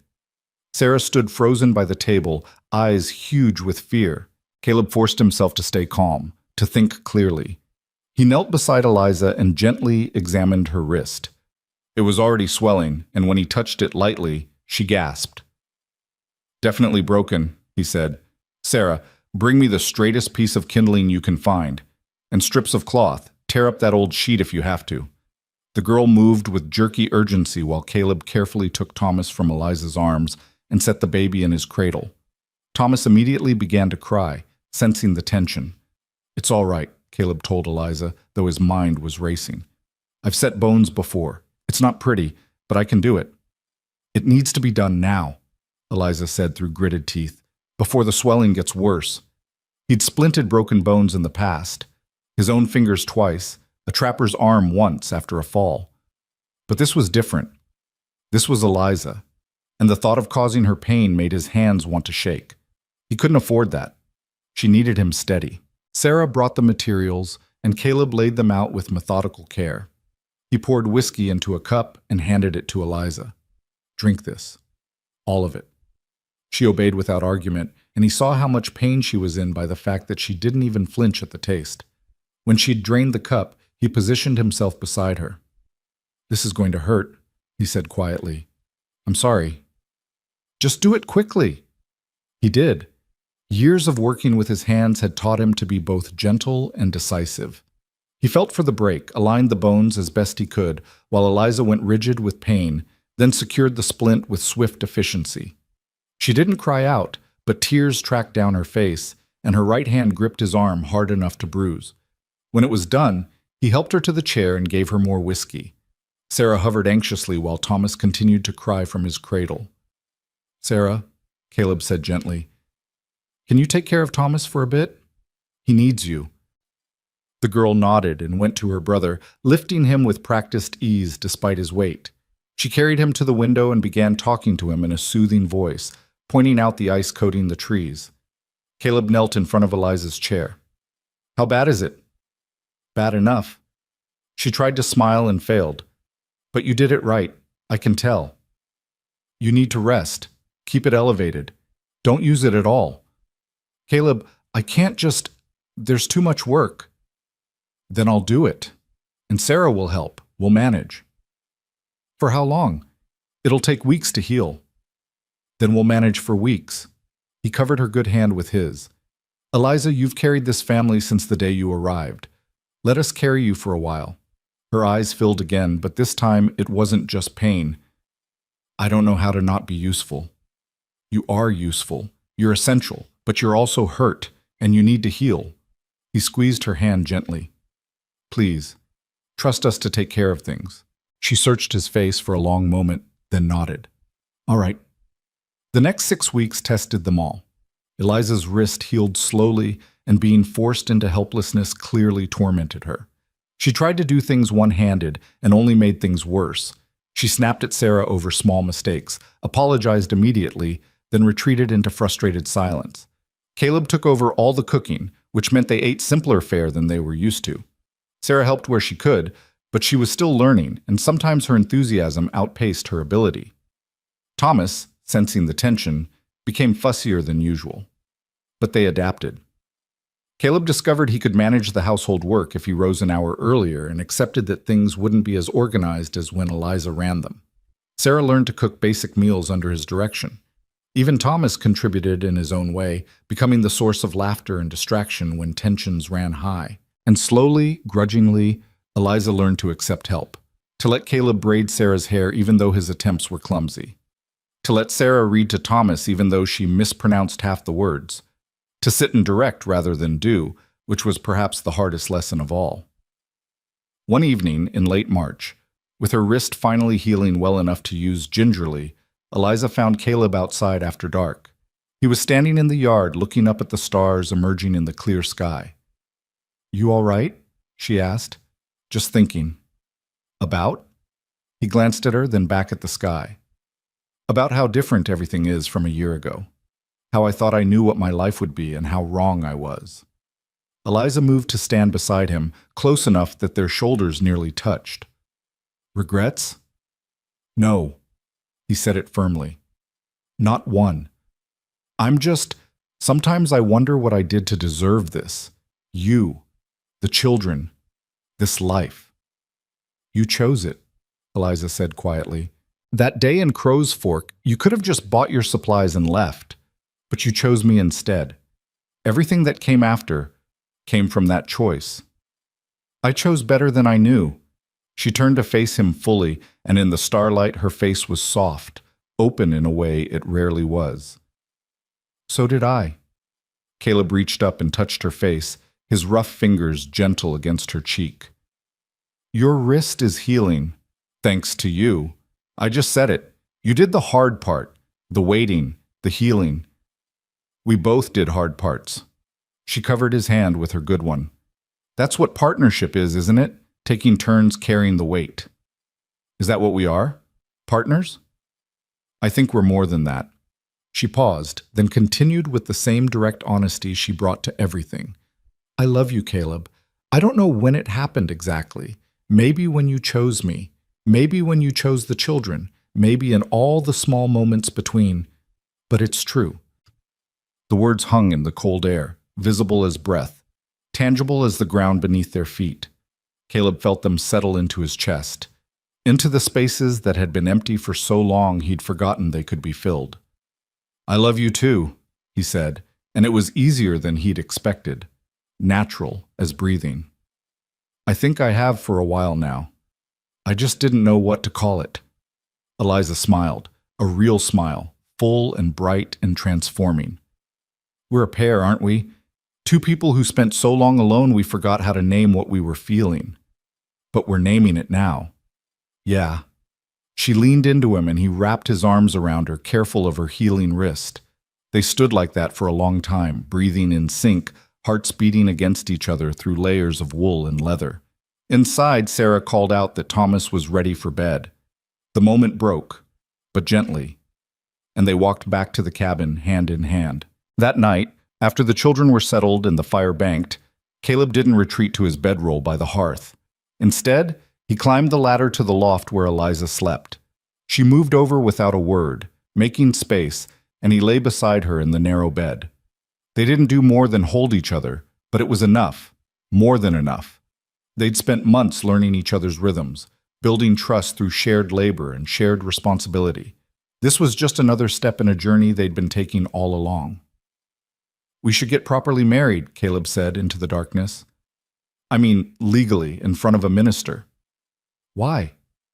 Eliza's voice was drowsy, content. Because I want everyone to know you're mine, that this is real. It's already real, has been since the day we signed that ledger. Still, I want to do it right, for you, for the children, for us. She was quiet for a moment. All right. When spring comes and the passes are clear, we'll go to Crow's Fork, find that preacher and make it official. You think he'll be surprised? That we're still together? That we actually made it work? Eliza laughed softly. He'll be shocked. Everyone will be. Good. Caleb tightened his arms around her. Let them be shocked. Let them see that sometimes the choices nobody understands turn out to be the best ones. Spring came late that year, arriving in fits and starts through April. The snow retreated grudgingly, revealing earth that was muddy and eager. The creek swelled with runoff, and the first green shoots began pushing through dead grass. Eliza's wrist had healed crooked but functional, leaving her with a slight weakness in her left hand that she refused to acknowledge as a limitation. She plunged back into work with renewed energy, expanding the garden beyond even her ambitious plans from the previous year. Sarah helped with everything, growing visibly taller and more capable by the day. She'd appointed herself Thomas's primary guardian, and the baby followed her everywhere he could crawl, babbling his own language and beaming whenever she paid him attention. The homestead itself showed the evidence of their labor. The addition was now fully furnished and lived in. The garden was twice its original size, the fence rebuilt to last. Caleb had constructed a proper chicken coop, and they now had 6 hens providing eggs. The barn had been expanded, and they'd acquired a milk cow from the Hendricks family in trade for pelts. They were no longer just surviving. They were thriving. In early May, with the weather finally stable enough for travel, Caleb and Eliza prepared for the journey to Crow's Fork. They would bring Sarah and Thomas, partly because leaving them seemed impossible, partly because Caleb wanted the preacher to see exactly what their unlikely marriage had built. The night before they were to leave, Caleb found himself unable to sleep. He rose quietly and went outside, breathing in the cool spring air. The valley was alive with sound.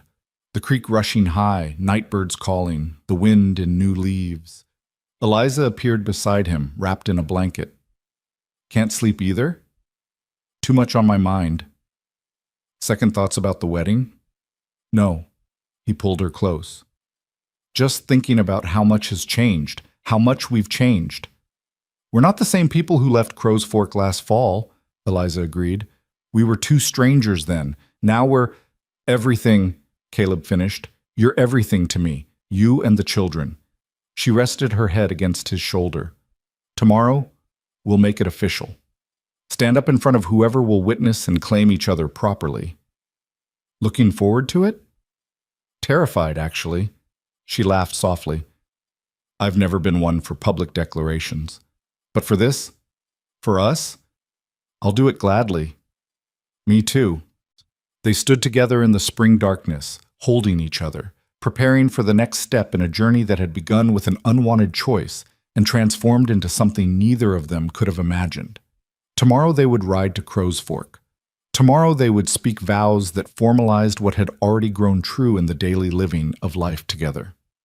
But tonight, in the quiet of their valley, with their children sleeping safe inside and their land coming alive around them, they simply held each other and knew they were already home. They left at dawn, the four of them riding through a valley transformed by spring. Eliza sat behind Caleb on the buckskin, Thomas secured in a sling against her chest, while Sarah managed the mule with confidence that would have seemed impossible 7 months ago. The girl had braided wildflowers into the mule's mane, and they bobbed cheerfully as the animal picked its way along the trail. The journey to Crow's Fork took 2 days instead of 3. The trails were clear, the weather mild, and they pushed harder than they had in autumn. At night they camped by familiar creeks, and Caleb told stories that made Sarah laugh and Thomas clap his pudgy hands. Eliza watched her family around the fire and felt something close to contentment settle in her bones. On the second afternoon, they crested the ridge that overlooked the settlement. Caleb pulled the buckskin to a halt, and they sat there for a moment, looking down at the collection of buildings that had been the site of so much uncertainty. Last time we were here, we didn't know each other at all, Eliza said quietly. Last time we were here, I was convinced I'd always be alone, Caleb replied. And now? He turned to look at her, at Thomas dozing against her chest, at Sarah sitting proud on her mule. Now I can't remember what that felt like. They rode into Crow's Fork as the afternoon sun slanted gold across the main street. The settlement looked unchanged, the same weathered buildings, the same mud-rutted road. But Caleb and Eliza were entirely different people from the ones who had left. Heads turned as they passed. Caleb heard whispers, saw pointing fingers. A woman he vaguely recognized from the bride auction stared openly at Eliza, her expression a mixture of shock and curiosity. By the time they reached the church, a small crowd had begun to gather. The preacher emerged from the building, his black coat slightly shabbier than Caleb remembered. His eyes widened when he recognized them. Mr. Warren. Mrs. Warren, I suppose. His gaze moved to the children. I see you've been busy. These are our children, Caleb said, his voice flat and brooking no questions. Sarah and Thomas, we're here to formalize our marriage properly. Unless you have some objection. The preacher's mouth worked silently for a moment. No objection. Though I must say I'm surprised to see you. When you left last autumn, I rather thought— He stopped himself. Never mind what I thought. You wish to be married in the eyes of the church? We do, Eliza said firmly. Very well. Do you have witnesses? We'll find some, Caleb said, though he had no idea who in this town would stand up for them. I'll witness. They turned to find Jacob Hendricks approaching, Mary at his side. The older couple smiled warmly at Sarah, who was already scrambling down from her mule to hug Mary. We were in town buying supplies when we heard you'd arrived, Jacob said, shaking Caleb's hand. Figured you might need friendly faces. You figured right, Caleb admitted, relief flooding through him. More people approached, some curious, some genuinely kind.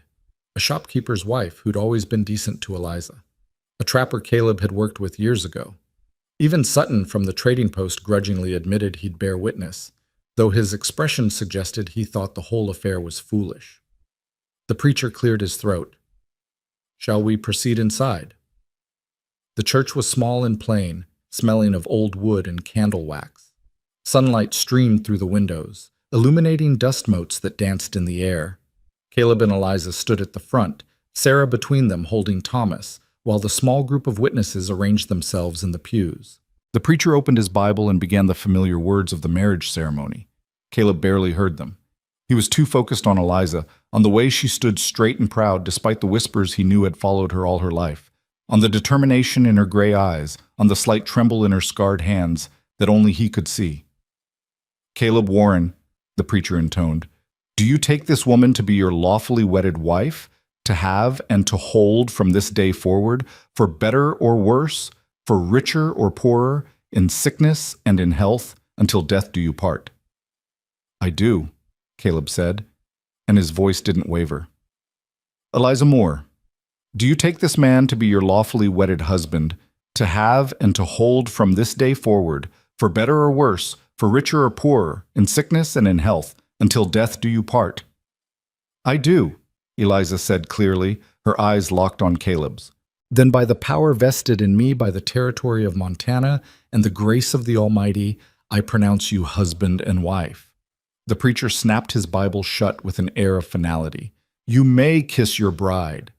Caleb stepped forward and kissed Eliza gently, aware of the witnesses watching, aware of Sarah beaming up at them, aware that this moment was somehow both deeply private and completely public. When they parted, Eliza was smiling that rare, full smile that transformed her entire face. Sarah threw her free arm around both of them. "Now we're really a family." Thomas, catching the excitement, shrieked and clapped his hands. The witnesses applauded, some more enthusiastically than others. Mary Hendricks was crying openly, and even Jacob looked suspiciously misty-eyed. As they made their way out of the church, people offered congratulations that ranged from genuine to perfunctory. But it was what happened outside that Caleb would remember most clearly. A young woman stood near the church steps, one of the mail-order brides from the previous autumn's auction. She was heavily pregnant, her face drawn and tired, standing beside a man who looked at her with more possession than affection. When she caught Eliza's eye, something passed between them, recognition, perhaps, or understanding. The woman stepped forward hesitantly. "Mrs. Warren?" Eliza paused. "Yes?" "I just wanted to say—" The woman glanced at her husband, who frowned. "I wanted to say I'm happy for you, that it worked out, that you found—" She gestured vaguely at Caleb, at the children, at the obvious evidence of a life built rather than merely endured. "Thank you," Eliza said gently. "I hope the same for you." The woman's smile was fragile but real. "Maybe someday." As they walked away, Eliza's hand tightened in Caleb's. He knew she was thinking about all the women who hadn't been as fortunate, who'd been chosen by men who saw them as labor rather than partners, who would spend their lives trying to earn the right to exist in spaces that felt like prisons rather than homes. "We were lucky," she said quietly. "We made our own luck," Caleb countered. "Every day, every choice." They spent the night at the boarding house, the same one Eliza had stayed in the previous autumn. The woman who ran it was marginally more welcoming this time, though she still eyed them with suspicion. But Sarah charmed her with polite chatter, and Thomas with his infectious laughter, and by morning even the boarding house keeper was smiling. Before they left Crow's Fork, Caleb made stops at the trading post and the general store, buying supplies they'd need for the coming year. Seeds for Eliza's expanded garden, fabric for clothes, tools to replace ones that were wearing out. He spent carefully but generously, knowing that every dollar was an investment in their future. At the trading post, Sutton rang up the purchases with grudging efficiency. As Caleb was loading the last of the supplies, the man spoke up. "Heard you made it through winter with those kids." "We did." "And you're staying out there? Not moving closer to town?"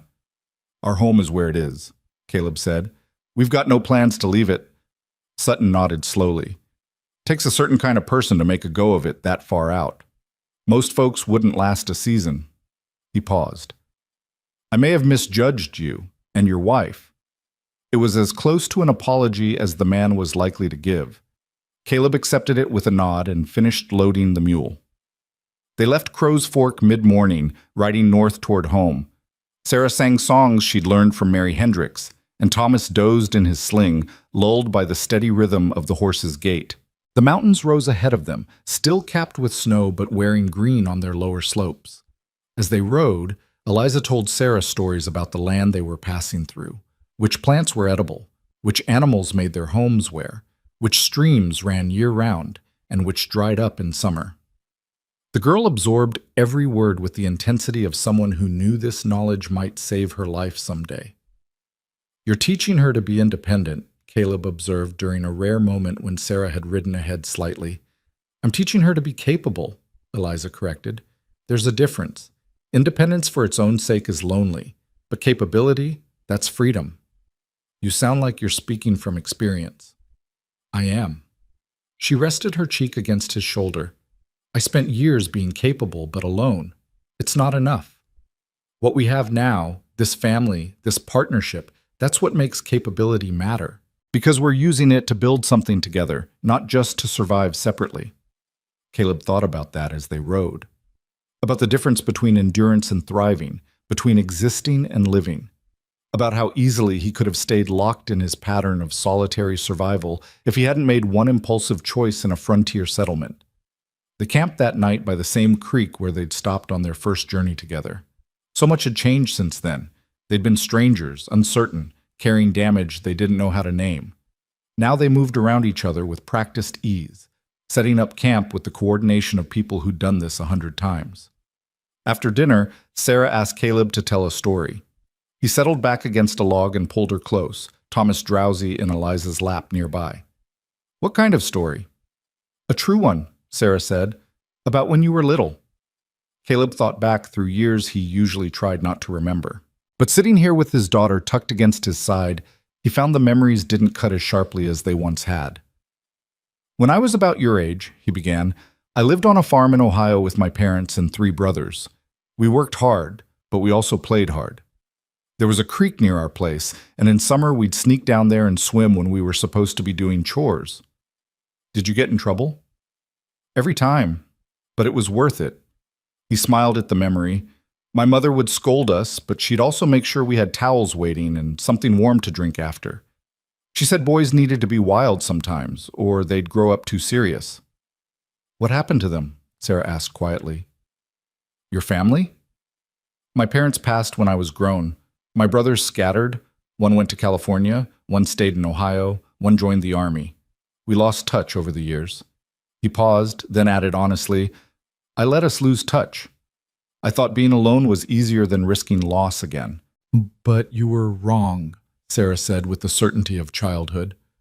"I was wrong," Caleb agreed, meeting Eliza's eyes over the fire. "Being alone just meant being lonely. It took your ma to teach me the difference." Later, after Sarah had fallen asleep in the tent and Thomas was snoring softly in his cradle, Caleb and Eliza sat by the dying fire.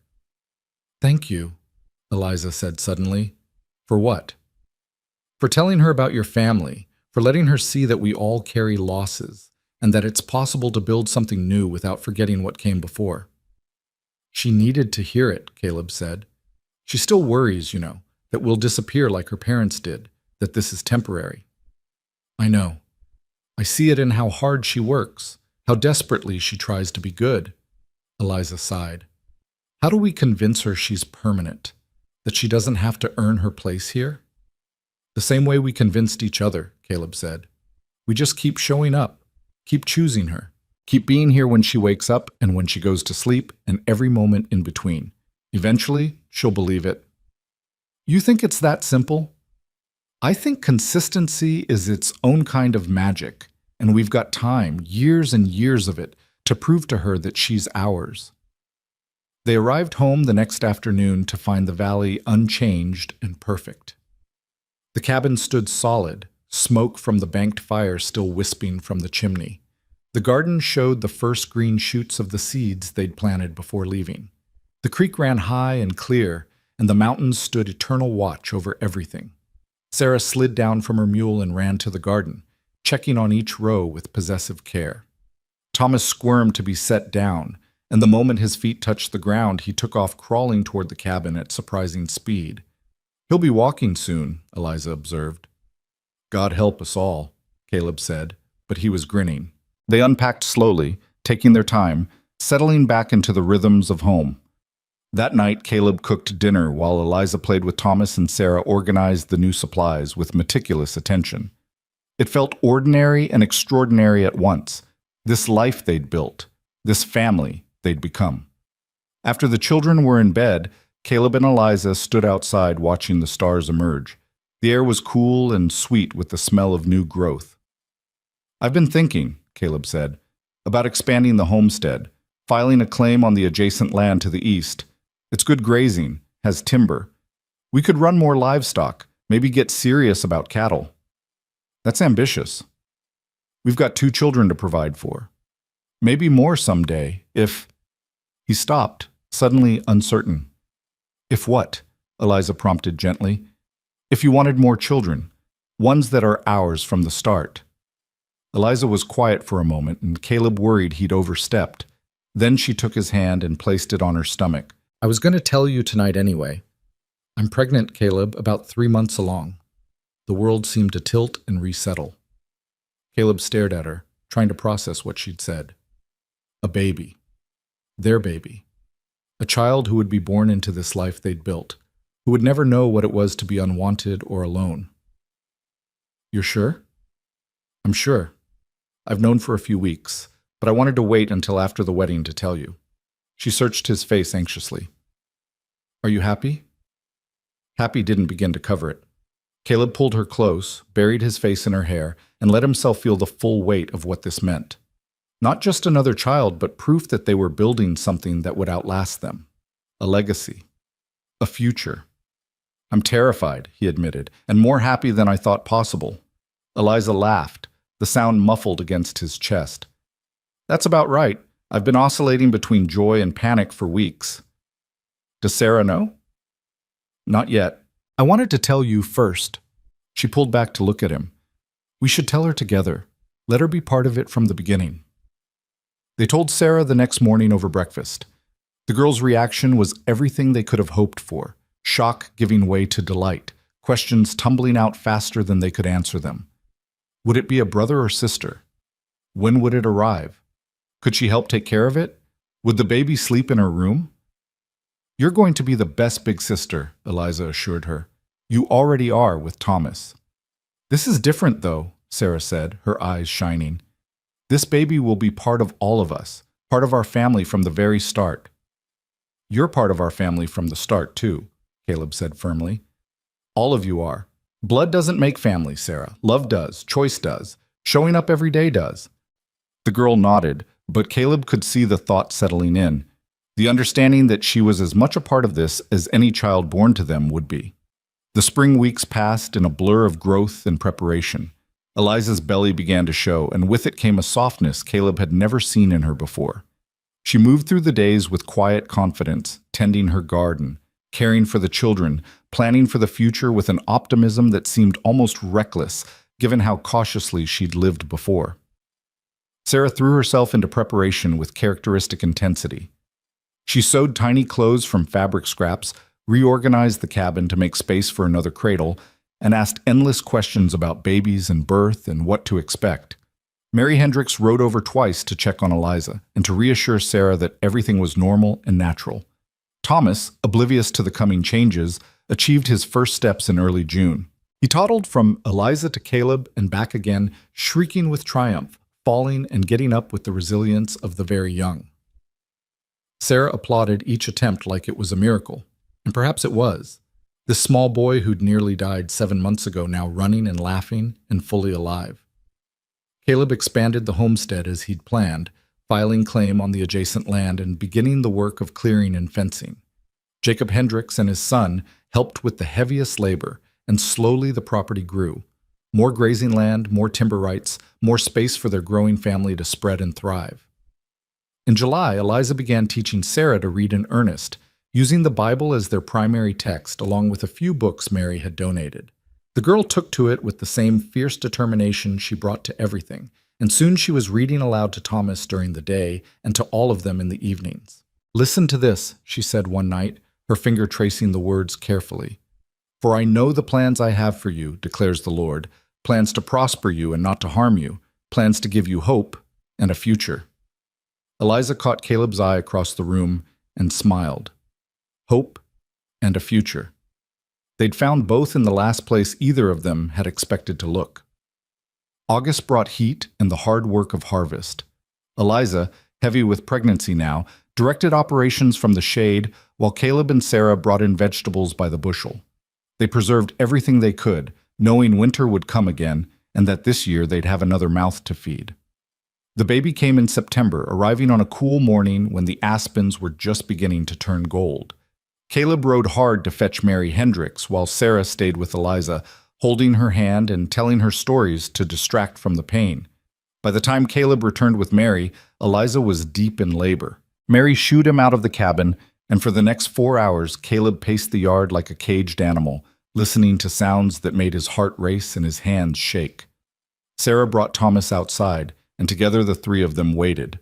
When the baby's first cry split the air, Caleb felt his knees nearly give out with relief. Mary appeared in the doorway, beaming. "You have a daughter," she said, "a healthy, beautiful daughter." And Eliza came through like a champion.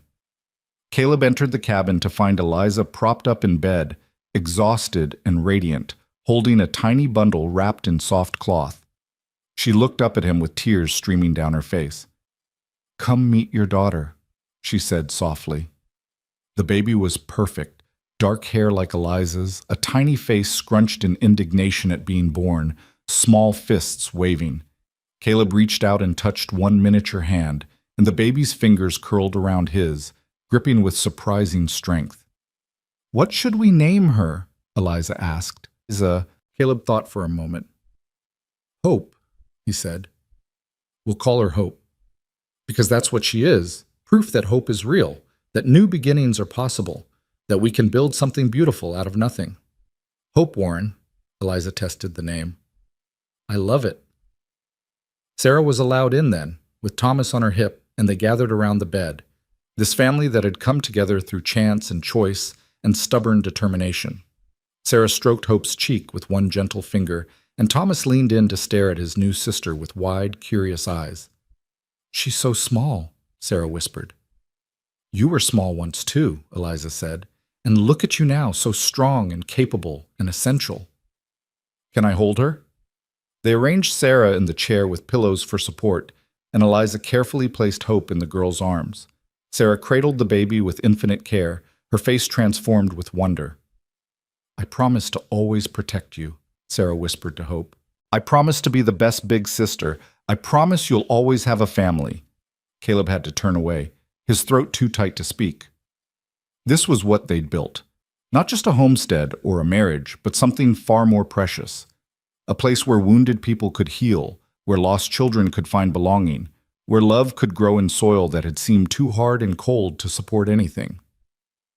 The autumn passed in a haze of sleepless nights and small miracles. Hope proved to be a relatively easy baby, sleeping in longer stretches than Caleb had dared to hope. Sarah was endlessly helpful, entertaining Thomas when Eliza needed to nurse, singing lullabies in a surprisingly sweet voice. Thomas, promoted to middle child, took his new status with grace, occasionally trying to share his toys with his baby sister. Winter came again, but this time they were ready. The root cellar was overflowing, the cabin was tight and warm, and the family had grown both in size and in the bonds that held them together. On the coldest nights, they all gathered in the main room, the children playing while Caleb worked on projects, and Eliza nursed Hope or mended or simply sat and watched her family with contentment written across her face. One evening in February, with snow falling soft outside and the fire crackling warm inside, Sarah looked up from the book she was reading. "Pa? Ma? Can I ask you something?" "Of course," Eliza said. "Do you think my first parents would be happy about where I ended up?" The question hung in the air, weighted with all the losses and fears Sarah still carried. Caleb set down his work and considered his answer carefully. "I think they'd be grateful," he said finally. Grateful that you found people who love you and see how special you are. Grateful that Thomas has a home and a family. Grateful that you're safe and cared for and that you're growing into an amazing young woman. But would they be sad that it's not them? Probably, Eliza said gently. Loss is always sad, Sarah. But I think they'd also be at peace knowing you're happy, knowing you're loved, knowing you have a future full of possibility. Sarah nodded slowly, working through it. I miss them sometimes. My first ma and pa. But I love you too. Both things can be true, right? Both things can absolutely be true, Caleb confirmed. Love isn't limited, Sarah. You can love the parents you lost and the parents you have now. You can honor their memory and build a future with us. There's room for all of it. The girl's face cleared as if she'd been given permission for something she hadn't known she needed. She returned to her book, but there was a lightness in her posture that hadn't been there before. Later that night, after the children were all asleep, Caleb and Eliza sat by the fire in the quiet that had become their favorite time, when the day's work was done and they could simply be together. You were good with her tonight, Eliza said, about her parents. I just told her the truth, that love doesn't diminish love, that there's room for all of it. Do you believe that? Really? Caleb thought about his first wife, about the child he'd lost, about the years of grief and guilt he'd carried. They were still there, those old wounds, but they'd healed into something he could live with. And more than that, they'd taught him how precious this was, this second chance, this unexpected family. I believe it, he said. I believe that what we've built here doesn't erase what came before. It just proves that starting over is possible, that we can choose to build something new without betraying what we've lost. Eliza leaned against him, and they sat in comfortable silence, watching the fire burn low. Outside, the Montana winter wrapped around their cabin like a blanket, cold and fierce, but no longer threatening. They had everything they needed: food, warmth, shelter, and more importantly, they had each other. Spring came again, as it always did, bringing with it new life and new challenges.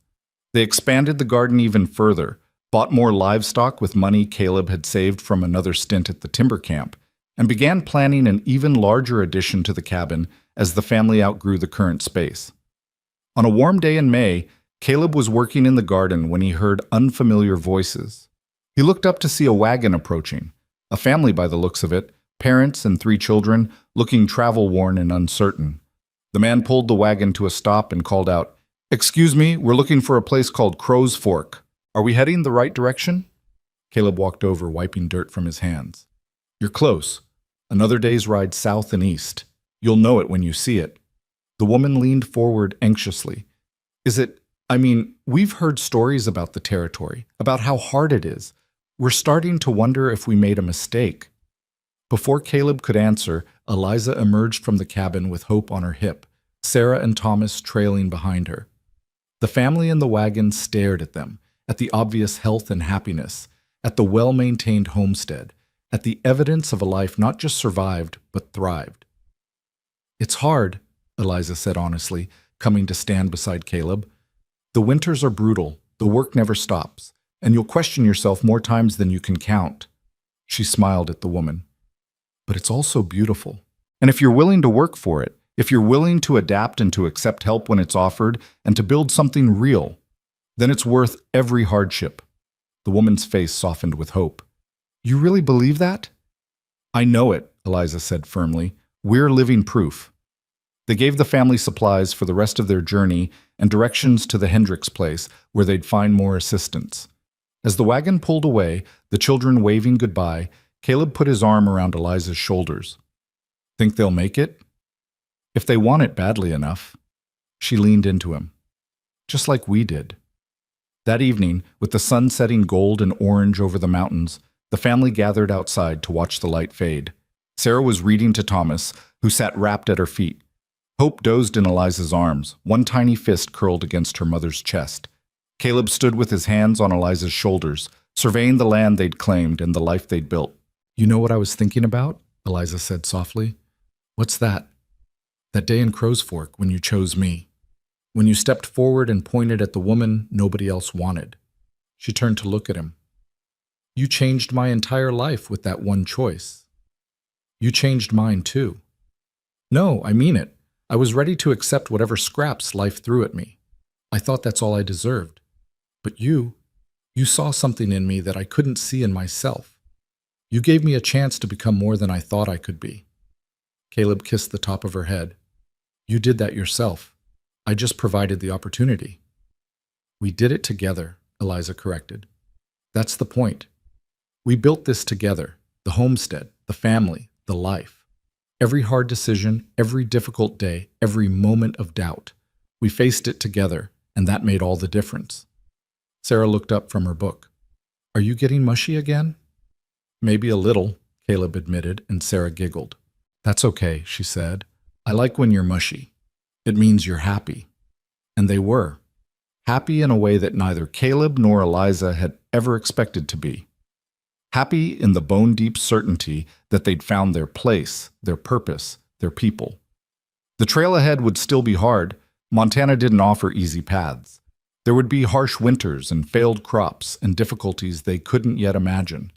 But they would face them together, as partners, as parents, as people who'd chosen each other not once, in a moment of impulse or desperation, but every single day since, in the small acts of care and the large acts of courage.